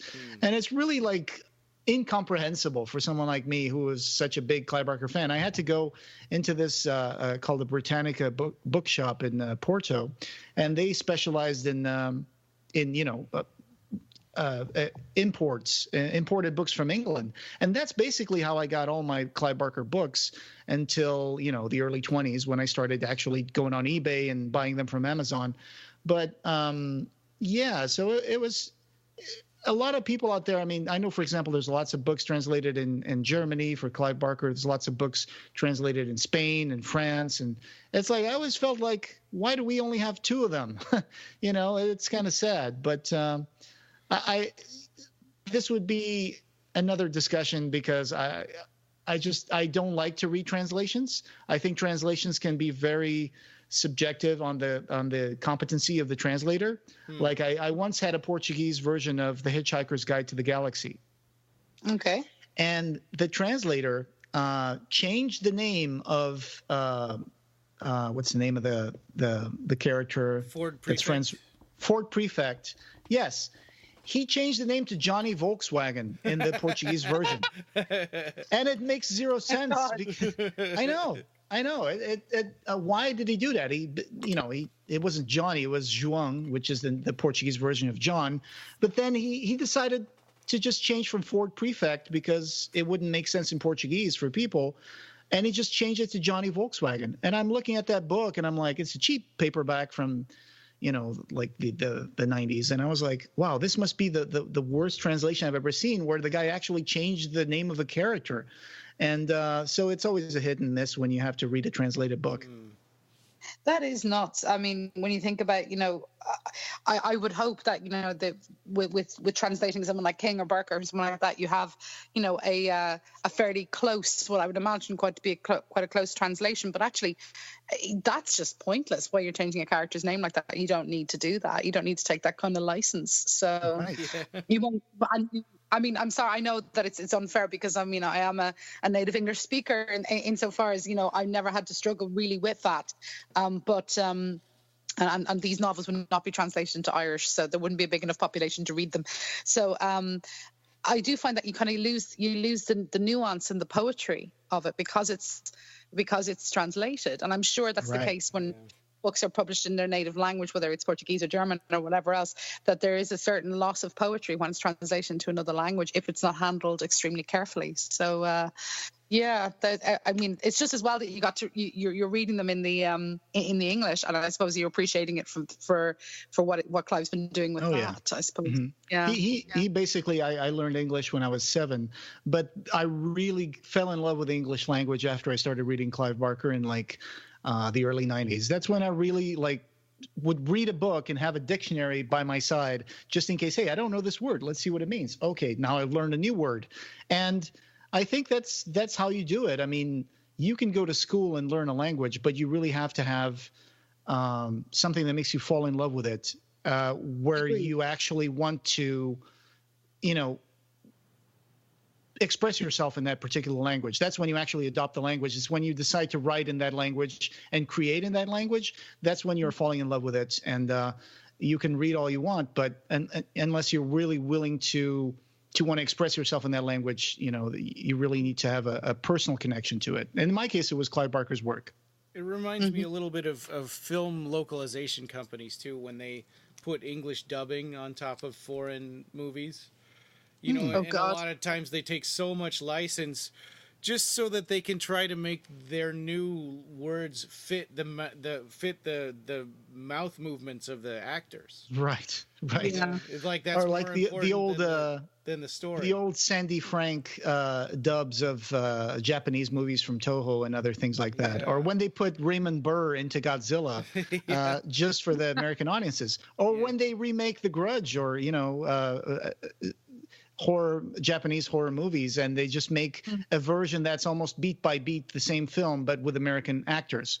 Like The Departed was a remake of Infernal Affairs, which is a movie about which is a great movie on its own. But then but people, I guess we don't have much of a choice because people sometimes they don't know other languages, so they are forced to. I want to read this book by Sedaris, and I'm going to buy this book, and I'm Portuguese, so I'm reading it in Portuguese.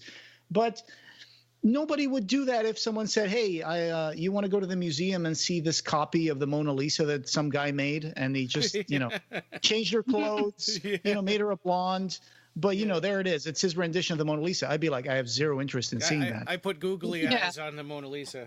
Or someone's going to make I'm going to make my own version of Michelangelo's David with with Sculpey. And that's going to be it's my translation of that sculpture. The people don't do that. But they do that with books because I guess people don't have much of a choice if they don't know the language. They can't read the original.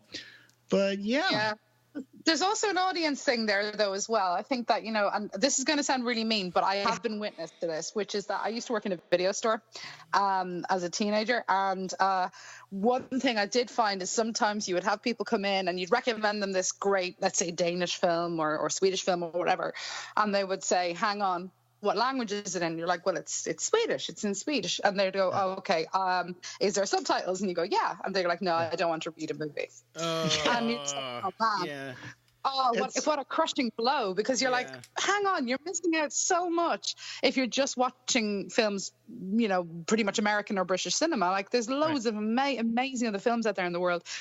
And a lot of people, like, not everyone, but a lot of people will be like, no, I don't want to read it. I want to watch it. You're like, oh, God. It's crazy. So There is a crazy, frustration with that, and I mean, you do find it happens. So people who don't watch films in black and white, you're just like, okay, right, well, you're missing out on about 40 years of great cinema. You know what I mean? So yeah. And even modern films that are made in black and white. I mean, it's crazy, and that's another reason why people like Ted Turner were colorizing movies, and then other people were getting outraged at that, and then and it's ultimately it's hard to be able to have an open mind to stuff that's old, or that you have to confront. I guess it's a difference of culture, I guess, because, for example, there's so many stuff that comes out of India or comes out of China, and we will never, ever even hear about that stuff because, one, we're not in that culture, and two, we don't speak that language, and three, there's literally there's no agency in translating that to us. There's no interest in making it for our market because we will not have the cultural references to, I guess, understand those movies. But that's that's the beauty of our brain, is that you can make yourself, you can immerse yourself in a different culture, or you can immerse yourself in different artwork, and your brain will expand. And once it expands, you will open new doors it's like finding a new door in a house that you never knew was there. And then you open it and it's like, hey, it's an entirely new wing. And it's got an entirely new set of, shelves with books and movies and magazines and art that I've never seen before or heard before. And that happens a lot with like these different closed societies like China or, Japan or, Russia. A lot of people, for some of us in some countries, you actually could not even own like Soviet Union fiction, even if it was like, let's say, Stanislav Lem or whatever, Solaris. Wow. In Portugal, I remember at the time of my grandfather, because Portugal had a secret police for a while. And if you had something that was written by a Soviet author, even if it was a piece of fiction that didn't have any political stuff to it, which of course it always has some, but you could go to jail, or you could get fined, or they could confiscate that book. So in that sense, you couldn't even access it because the institutions that you lived in would not allow you to have it. Wow. So, yeah. Yeah, I mean, that's an interesting point when you make. I mean, in relation to state censorship or, censorship of information, it's quite interesting when you see it like that, because I suppose I'm thinking of it from the point of view that, Ireland has a very different kind of political kind of background to that, but it'd be interesting to see how the kind of frustration comes out then when you have it as a barrier to translating material as well. There's not only just the commercial lack of the ability to translate it, or the lack of interest at a commercial level, but also then there could also be political barriers to it as well, whether it's state-led or whatever. That's quite interesting. And also that comfortable hegemony of saying, the single story, Ireland. Yeah, I know all I need to know about Ireland. It's a place where they make, they make booze over there, and St. Patrick's Day, woo, dress in green, and that's what Americans think Ireland is, and they're perfectly comfortable sometimes just having that single vision of Ireland. And it's comfortable. It makes the world simple, right? It's like this Nigerian student talking at a TED Talk saying, when I came into the United States from Nigeria, one of the first things my roommate asked me was, can I listen to your tribal music? And then she pulled out a Mariah Carey tape. And the poor roommate was really disappointed. And it was like, you speak English so well. And she was like, well, Nigeria has official language is English. And it's this idea of, seeing Africa or seeing Russia or seeing China as this single story thing where you just know this stereotype, but you don't really know, you don't have access to the rich culture that it has. And when you do get access to that rich culture, either by learning a new language or by opening your mind and immersing yourself in that society for a while, you discover that you see the world in a different way, and it's a more complete way.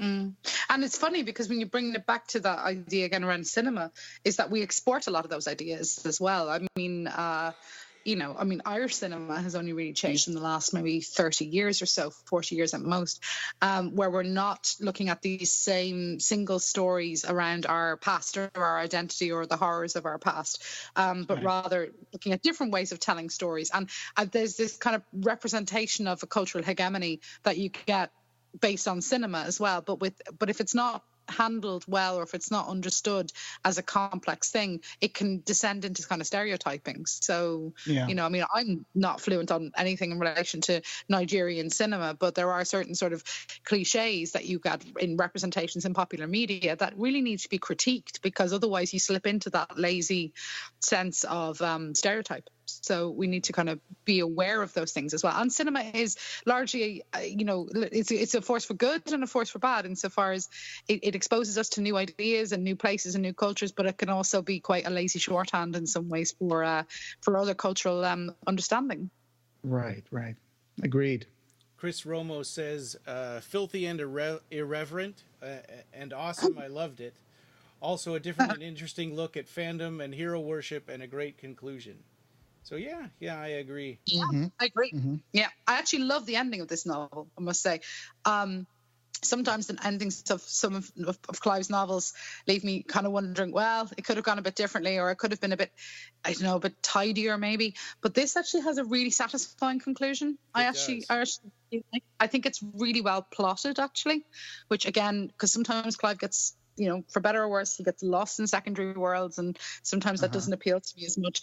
But this one, I really felt that she had quite a vice-like grip on the story. I always felt, save for the little bit at the beginning, which I'm totally willing to forgive, with Dempsey and everything else, I actually did feel that it had a very strong structure throughout. Yeah. So that's what keeps it going. That's why the 700 pages doesn't feel like it didn't feel to me like an arduous task, you know? So yeah, but it does get to a point where there's like, you think it's the end and there's 200 pages left. So yeah, and I think that you know, that's just, he took extra time to make sure that he took care of all the you know, survivors and you know, let us know what happened to Coldheart Canyon and the house. If there was a scene that I just thought I didn't really understand, or maybe I don't know, maybe I read it too quickly, but was that scene where Tammy dreams about the goat boy? And I just thought that scene, I didn't really understand why was it there. When she dreams about him at the end, or when she's in the room? Yeah, is it like the story is still she's trying to shake that influence? Is it still like the I think because she's at that point she's gradually becoming a shut-in and going crazy and I don't think that his spirit actually visited her. I mean, okay, that was my take on it. I could be wrong. Right, like she was falling into this closing herself into this world as well, and then I guess it's there to shake her out of it, right? Yeah. Yeah, because the whole thing about, you know, the black pearls and the baby and the smell of vomit, it was a scene that stuck in my mind as really uncomfortable to read, and at the same time very memorable. But I didn't understand what was the purpose of that dream. It might have been just to shake her off of that spell, the funk that she is at the end of the book. Oh, it could have been, yeah. Because I was thinking, I actually hadn't really thought about that at all. I was thinking more towards the actual, the climax of the whole sequence in the room, which to me was the most memorable part, I suppose, with Tommy and Quadzifini or whatever his name is. Yeah, but I hadn't thought about the ending of that actually again. So interesting. I'll have to go back and have another look. And then Ross Fisher Davis says, one of my all-time favorites, the commentary on vanity and the comparison of barely aging actor, desperately trying to stay young, and the literally immortal starlet. Yeah. Both just performers with nothing more to give than self-obsession. And I think, yes, that's true, but I think Katya was... Both Todd Pickett and Katya they did have more to their characters than just being self-obsessed, though. I mean, I think... Yeah, Katya at least tried to be nice sometimes, but she was always her own interests always won over everything. And her experience, you know, she starts out by basically being raped repeatedly by men that her mother would, you know, give her out to. So it's this horrible childhood that she has that makes her the person that she is, I think. Yeah. Well, does not also have a horrible echo in Hollywood when you think of the abuse that poor child actors have gone through. You know what I mean? It's again, it all stems back to stuff that we've heard and revelations we've heard in the last maybe 10, 15 years, especially with child actors and being put in positions, often by their parents, where they are being financially exploited or sexually exploited or whatever it might be. So I thought that tied in very well with the kind of Hollywood narrative, even though it's obviously before the time of a lot of the large disclosures by childhood actors around Hollywood's kind of exploitation of them. Yeah, like Macaulay Culkin is now doing a comeback. He's been showing up in lots of videos on YouTube with the famous YouTubers and influencers, and he made this thing where he asked people to give him a new middle name, and people voted on suggestions. And I think the one that won is now his middle name is going to be Macaulay Culkin. So he's going to be Macaulay Culkin. Oh wow. He's really having a ball now. He's trying to make a comeback, I guess, into mainstream media, and I guess it is true they can come back. But you get some people that start out as child actors and then become really cursed individuals. I'm Beretta. Didn't he shoot his own wife? He started out as a child actor. I think the actor who played Beretta, for example. There's all sorts of actors who eventually ended up either getting into drugs or dying young, like River Phoenix, ends up dying of an overdose outside the Viper Room and goes into posterity, it's... Corey Haim is one that comes to mind to me, actually. From The Lost Boys. Mm-hmm. Yeah, he had a terrible downfall, really. And Corey Feldman, and a co-star in that movie as well. Corey Feldman wrote a very interesting biography a couple of years back where he talked about the exploitation. But the exploitation of him is not necessarily just as a child, but rather, again, it comes back to parents as well. The parents have put their kids, sometimes knowingly, in very dangerous situations where they have no power to speak out. So it's a classic Hollywood thing of, like you're saying about Jean Harlow, the idea of sometimes the parents' wishes to make it into Hollywood, and if they can't do it, they'll use their really cute kid to do it. So yeah. And that background, again, is in the Culkin background as well. Or they end up perpetuating the circle of abuse as well. I mean, yes. Corey Feldman definitely was abused, but he's also now he's Corey's Angels. There's plenty of stories that he's a horrible person, that he doesn't pay them, that he, makes parties and expects them to give sexual favors to people at the party and stuff like that. So there's all these accusations flying around Corey Feldman in the sense that he might be also kind of an abuser to people who work for him. So sometimes it breaks people in a way that it's hard to get out. Yeah, and that, I mean, the cycle of abuse, it is perpetuated. That's how it perpetuates itself. Oftentimes, it's through something that someone has experienced, and they will go on to, in some ways, trigger that in the next generation, or to inflict it on the next generation. So that's quite interesting. I didn't know that about this program, Corey's Angels, or whatever it is called. So that's quite an interesting twist on it. That's his backup singers and dancers for his performances, I think. Jeez. Oh, I see. Okay. Well, and on that note, Mark Adams said, anyone who says that the truth about the Weinsteins wasn't an open secret in Hollywood needs to read this book. Yeah, I mean, the casting couch is as old as the day is long, really. I mean, I can think of at least a couple of films where that kind of depiction, that Weinstein-esque stylized kind of depiction is there. It's in a couple of really interesting novels from the 80s as well.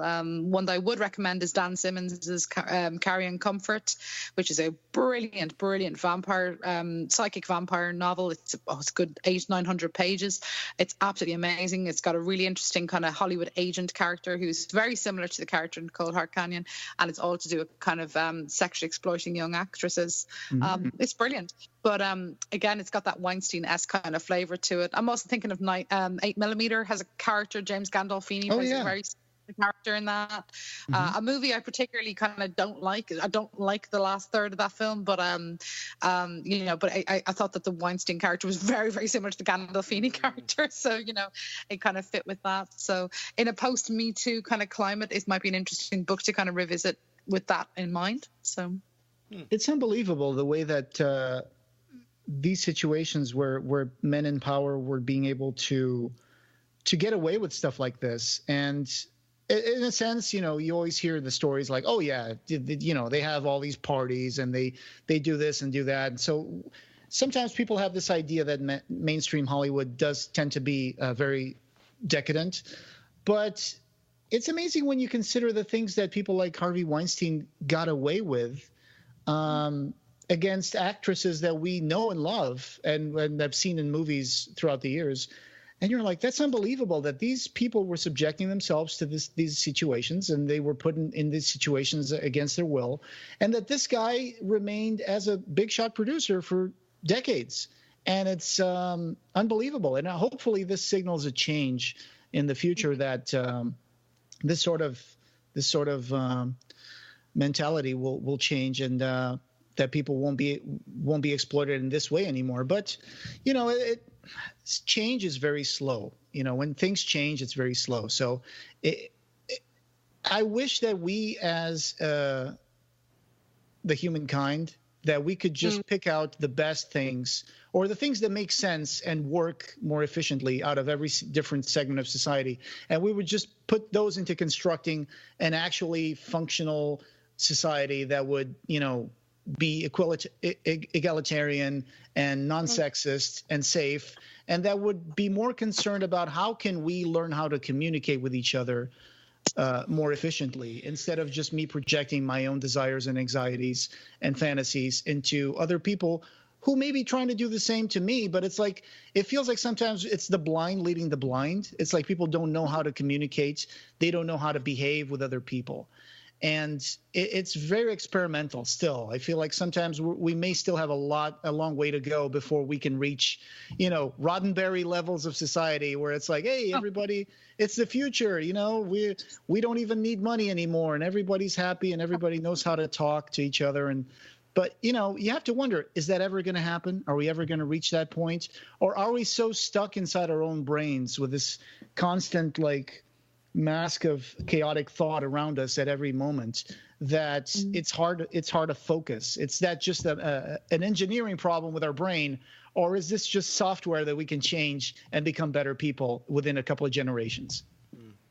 That's a huge philosophical question, though, isn't nice. it? I know. Yeah, it'd be great. The problem is that not everybody subscribes to the idea of everybody being equal, or everyone having a fair shot at things, or right. Some people take comfort in the idea that their one contribution to society or power, or their one pleasure is domination over somebody else, or having the power over somebody else, or financial power over someone else.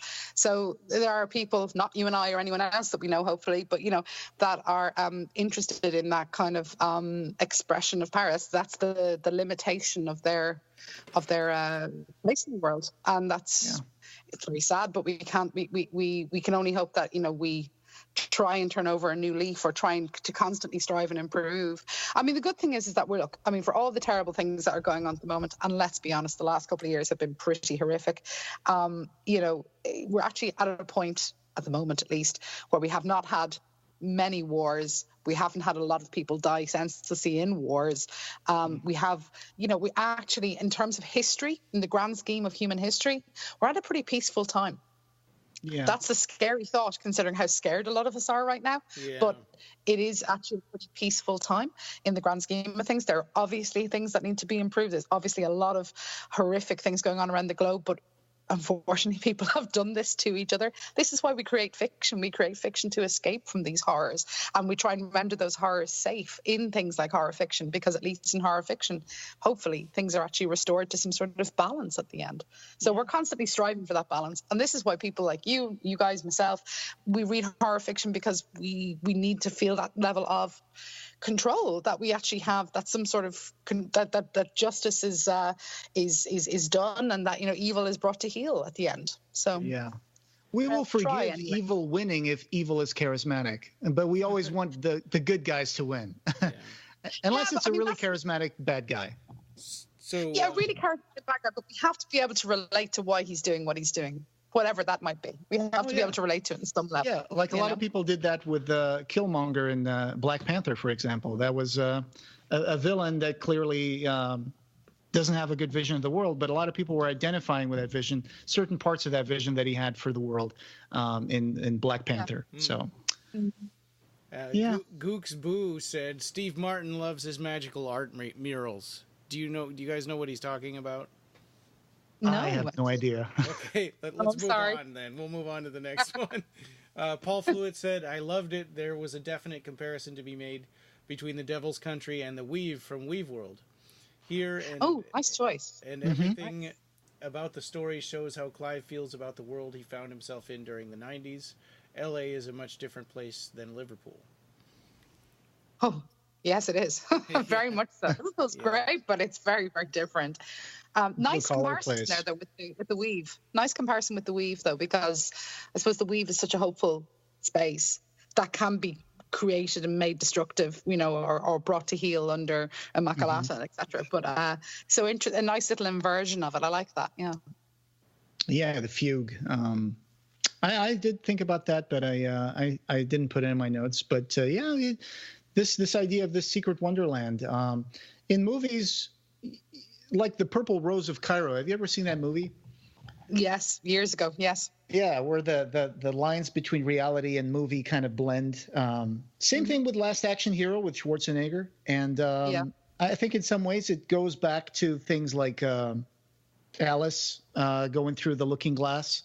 Sure. It's not a movie screen, but you go into a different world and things change. Things are different. You're the outcast. You're the outlier, and that's the same thing here with this hunt. It reminds me a little bit of Midnight in Paris as well. If you've seen that Woody Allen movie, Midnight in Paris is again that lovely idea of going back to the previous generation's Hollywood, or the previous generation's sort of idealized vision of the world, and realizing that the people who live in that past actually find that they're enamored with an earlier period in time. So we're always fetishizing something that we can no longer have.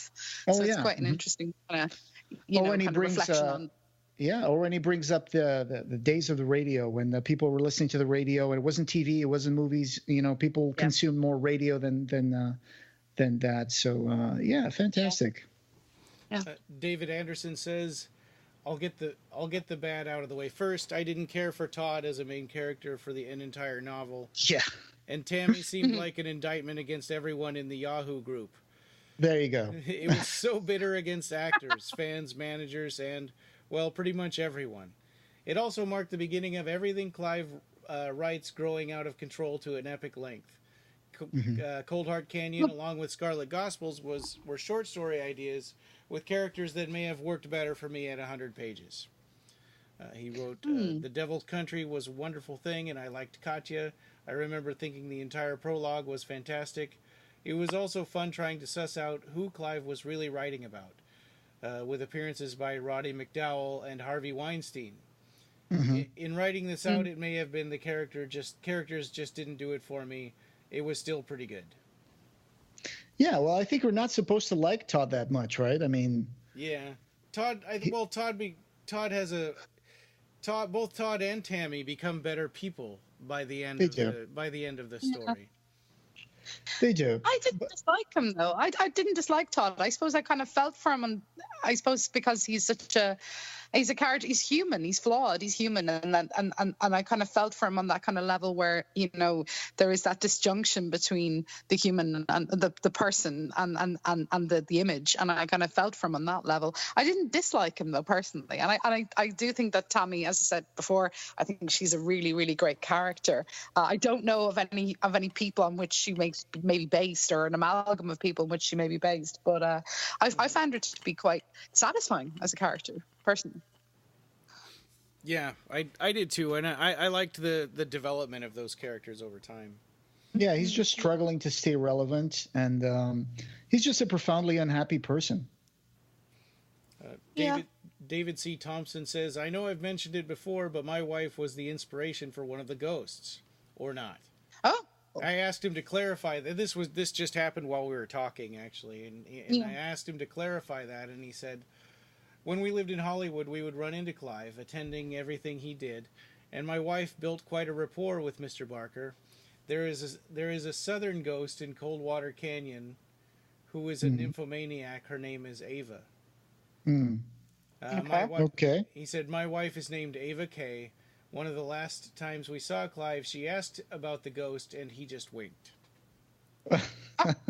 So fair enough. Yeah, that sounds that sounds a lot like he. I'm sure that's correct, right? I mean, I'm sure he probably did. If he wants to believe that, of course, that's his right. Of course. I mean, I don't like it when people want to ask the writers, hey, who is this character? Who did you base him from? It's like, I don't think an artist or a writer has to explain why he writes the things he writes, or that he has to like tell you how he wrote it. But why not? I mean, if he wants, that's his story. I mean, we can take it at word value or face value, but that is an interesting thing he brought up. Yeah, well, I'd give that to him. If we don't, then we have to take away our own being Armando and Ryan at the end of the Scarlet Gospels.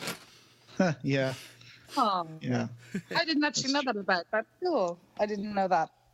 Well, he does put some names into the book. Like, for example, he has a deli in the Scarlet Gospels, and the owner is called Hans Ruffert, or Ruffert's Deli. Hans Ruffert is actually someone who worked with Clive for a while, and they even adapted some stuff. And there are things like that here and there. Usually, I think he tends to hide that stuff or encode it.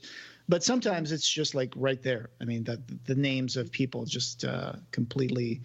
And in this book, I think he did both things, right? I mean, there's a Kiefer Smotherman, and then there's Brad Pitt being mentioned by name, and there's other names like that, like Tom Cruise and all kinds of people. Yeah.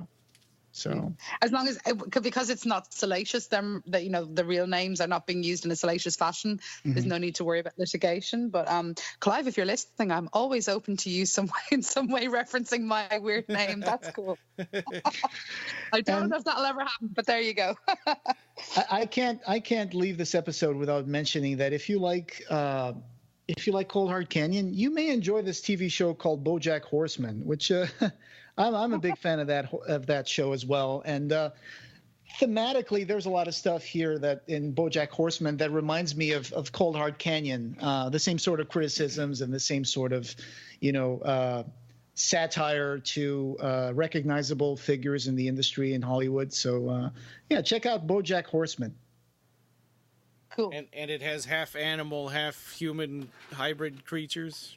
Yes. BoJack Horseman was like this kind of Bill Cosby actor. He had a big family show in the 80s, and he always wears a sweater.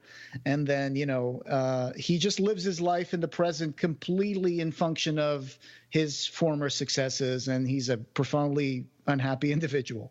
So even though he lives in Hollywood in a big fancy house, he's totally a massive anxieties and frustrations and stuff like that. So it's funny. Cool. All right. Jason Fleming says, not anywhere near his best work, but I enjoyed it. Hollywood is probably that damn freaky, too. Mm-hmm. Or not. Depends. Yeah. Depends, I suppose, yeah. Depends on how much of it you want to see. Peter Messling on Twitter says, I love it and have often thought that The Devil's Country would have been a cool title as well. Yeah? Yeah, agreed, actually. I think that would be a really good title for it. It would have... I mean, Coldheart Canyon works very, very nicely. The Devil's Country would have worked just as well, I think. Yeah. That's the type. Yeah. Ellen Cheshire says, read this last month. Clive's Coldheart Canyon features many of my research interests. 1, set in Hollywood. 2, is a gothic ghost story. 3, features a plastic surgery plotline. And 4, lots of stuff about silent film. 5, has interesting things to say about stardom and aging. Yeah. Which is a really, really interesting thing at the moment in film studies. There's a lot of stuff coming out now about aging and stardom, and especially when we think of 1970s, 1980s actors who are maybe struggling now with where they're going in the industry. This is why we have the Jerry action horror movie the Jerry action film, for example, where you have people who were big stars in other genres now making them. Liam Neeson's a flagship actor for that kind of stuff. But our aging beauty on the screen. I've never heard that term before. Jerry action. That's great. Jerry action or the Jerry action movie. Yeah. Right, like like those. What are those movies called with like Arnold Schwarzenegger and Sylvester Stallone and? Oh yeah, The Expendables. Any of those movies. The Expendables is full of those actors. Yeah. The actors that we haven't seen in a long time, like Dolph Lundgren and stuff, are coming back. It's really interesting, actually. Yeah. So about aging women on screen as well. How women have what we talked about earlier, not allowed to age gracefully in Hollywood. So what do you do with these wonderful actresses who are not being given parts properly anymore? So yeah, it's a really fascinating thing. Whoever that person was, I think that she's hit the nail on the head in terms of really interesting research could be drawn out of this book for article purposes. Yeah.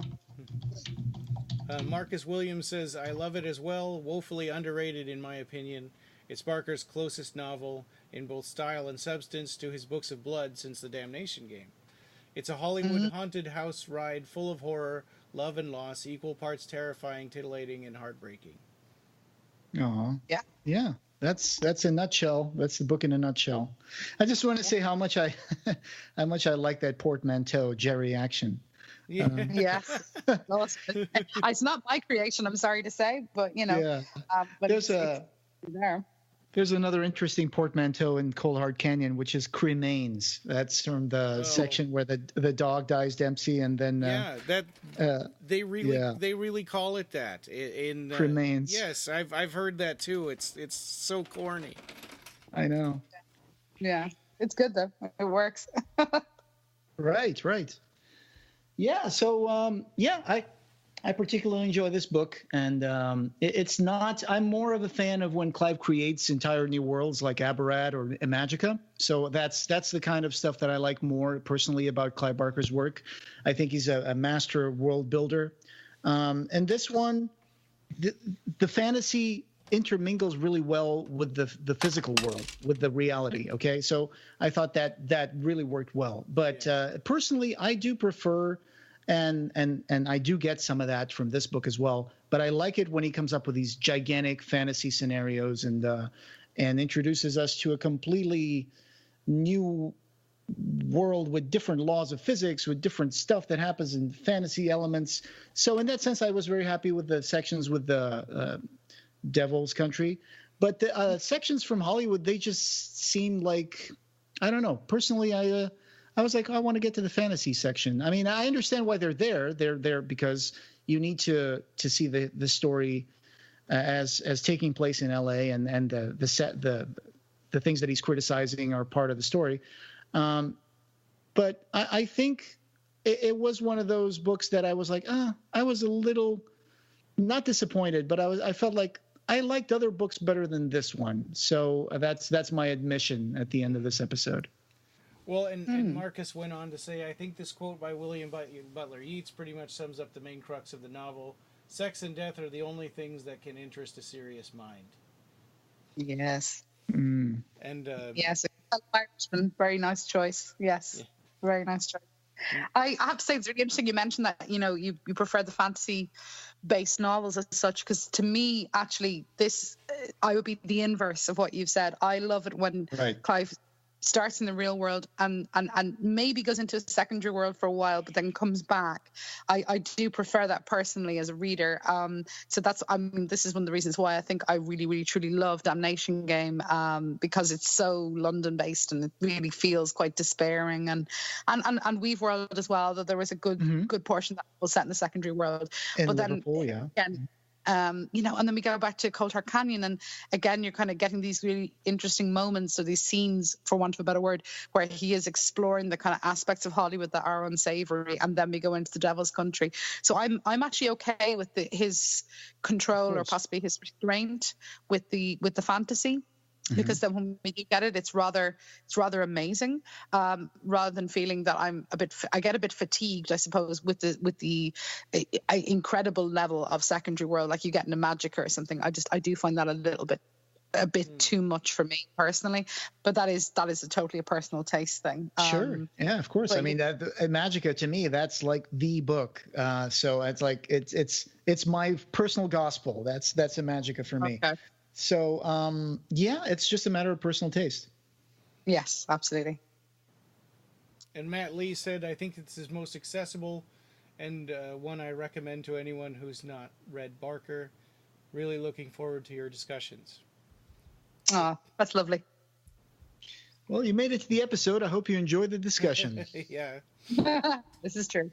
And so up next, we'll be doing our annual tradition of 2018 in review, and we'll be doing audio commentary for the movie The Last Movie Star, that stars a jacket with Clive Barker's art on it.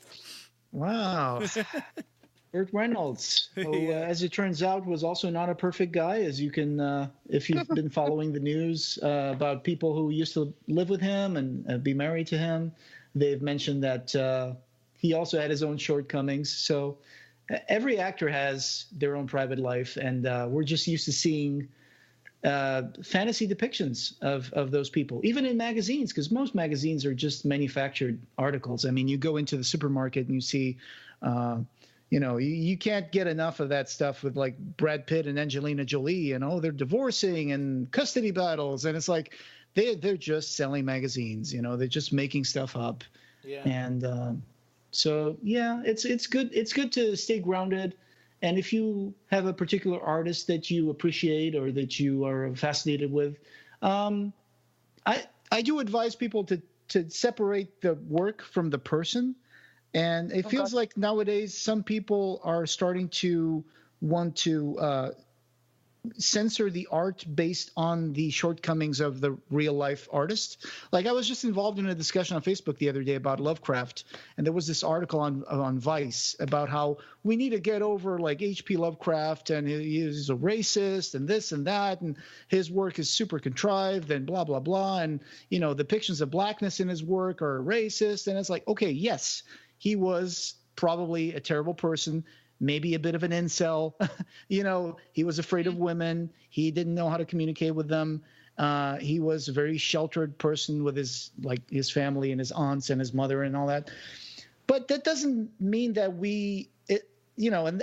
this person on the discussion was accusing people who appreciate or stand up for Lovecraft's work as, I see that you're sympathizing with racists. And I'm like, that's not the discussion here. It's okay, sure. So there's depictions of blackness in the Dunwich Horror, or depictions of Pacific Islanders, that mix with white people and turn them into fish creatures. And it's like, okay, I understand the point that these people are trying to make.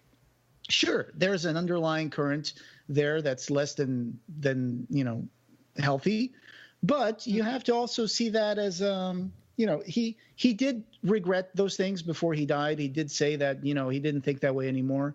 And I just think you shouldn't judge a fantasy work with the real life shortcomings of the author. So I don't think I don't like to mix those two things together. You can analyze a piece of work separate from the author.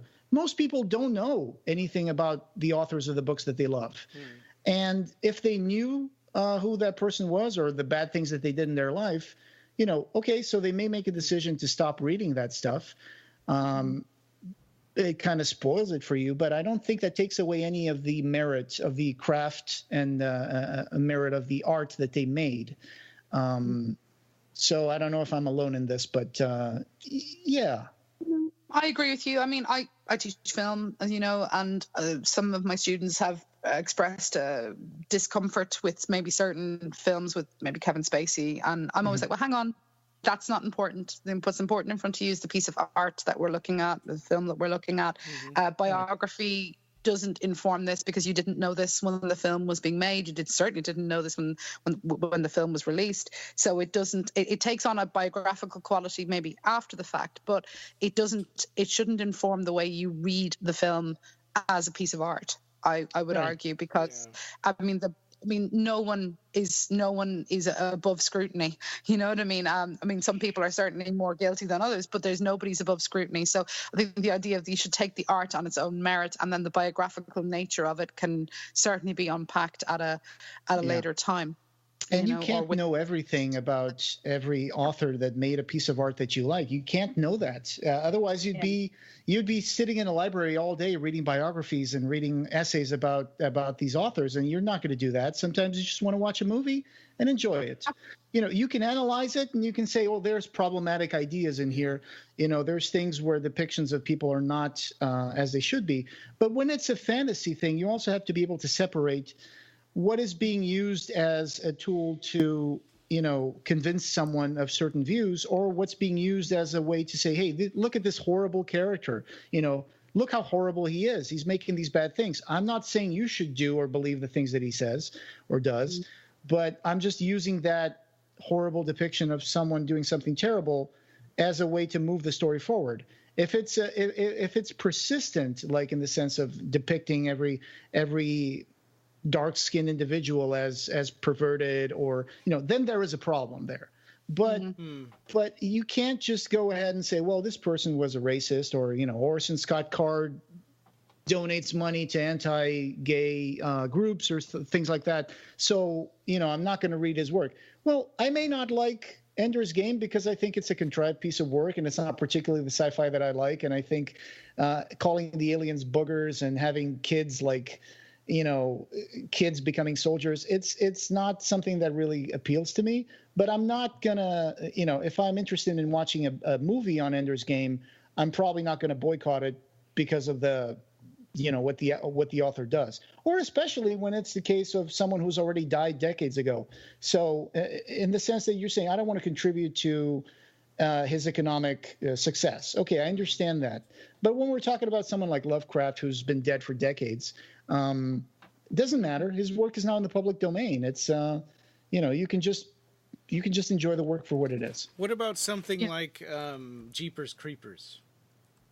That was one for me where that's probably the only movie ever where I used to like it, and then when I found out about Victor Salva and saw the undertones of the movie from that point of view, it changed it for me, and I didn't like it anymore, and I got rid of the movie. Right.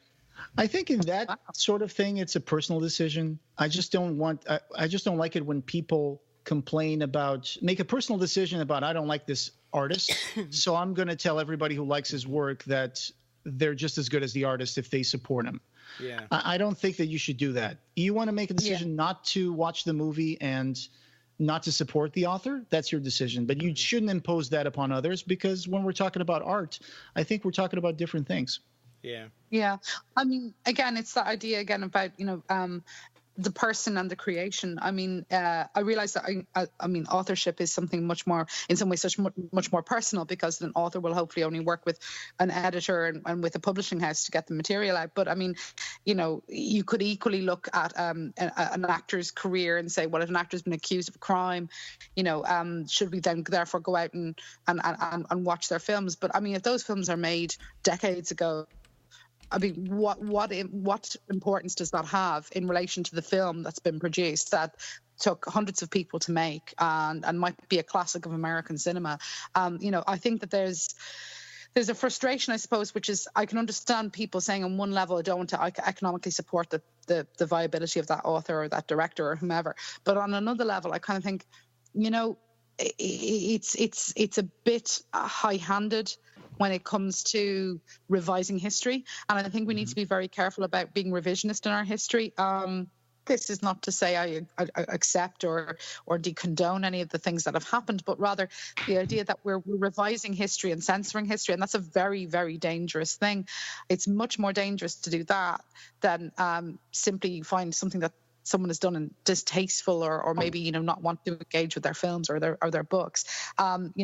What's much more frightening is that's going on is that we are censoring truth. In some respects, we're censoring this idea of that, there are very unsavory elements to history, American history, European history, and a lot of that is imbued in sexism and racism, and we need to know that so that you don't repeat it rather than try and censor it and suppress it. That's a very, very dangerous thing. That is an excellent point. All right. So I just want to close with this quote from Clive Barker. He said this to Sandy Auden in January 2002. He said, "When I look out of my bedroom window, I see Coldheart Canyon. At night, when the coyotes start to howl on the other side of the hill, I feel a pleasurable shudder of recognition." Nice. Very nice. He takes you right back there, doesn't he? Yep. Well, thanks for joining us. This was awesome. This was maybe the longest one we've done so far. From what I think, we did Weave World in 2 parts. Mm-hmm. Wow. Yeah. But yeah, this was great. This was fantastic. Thanks, guys. It was wonderful. And it was really good having you here. And this podcast, having no beginning, will have no end. You can find the show notes for this episode and join the discussion over at www.clivebarkercast.com, where we have news, features, reviews, and links to all the ways you can connect with us. You can subscribe on Apple Podcasts and every other place you can find podcasts. Clive Barker Podcast, or BarkerCast, is an independent editorial, podcast, and news blog that is not affiliated with or under contract by Clive Barker or Seraphim Inc. This is a labor of love by the fans for the fans.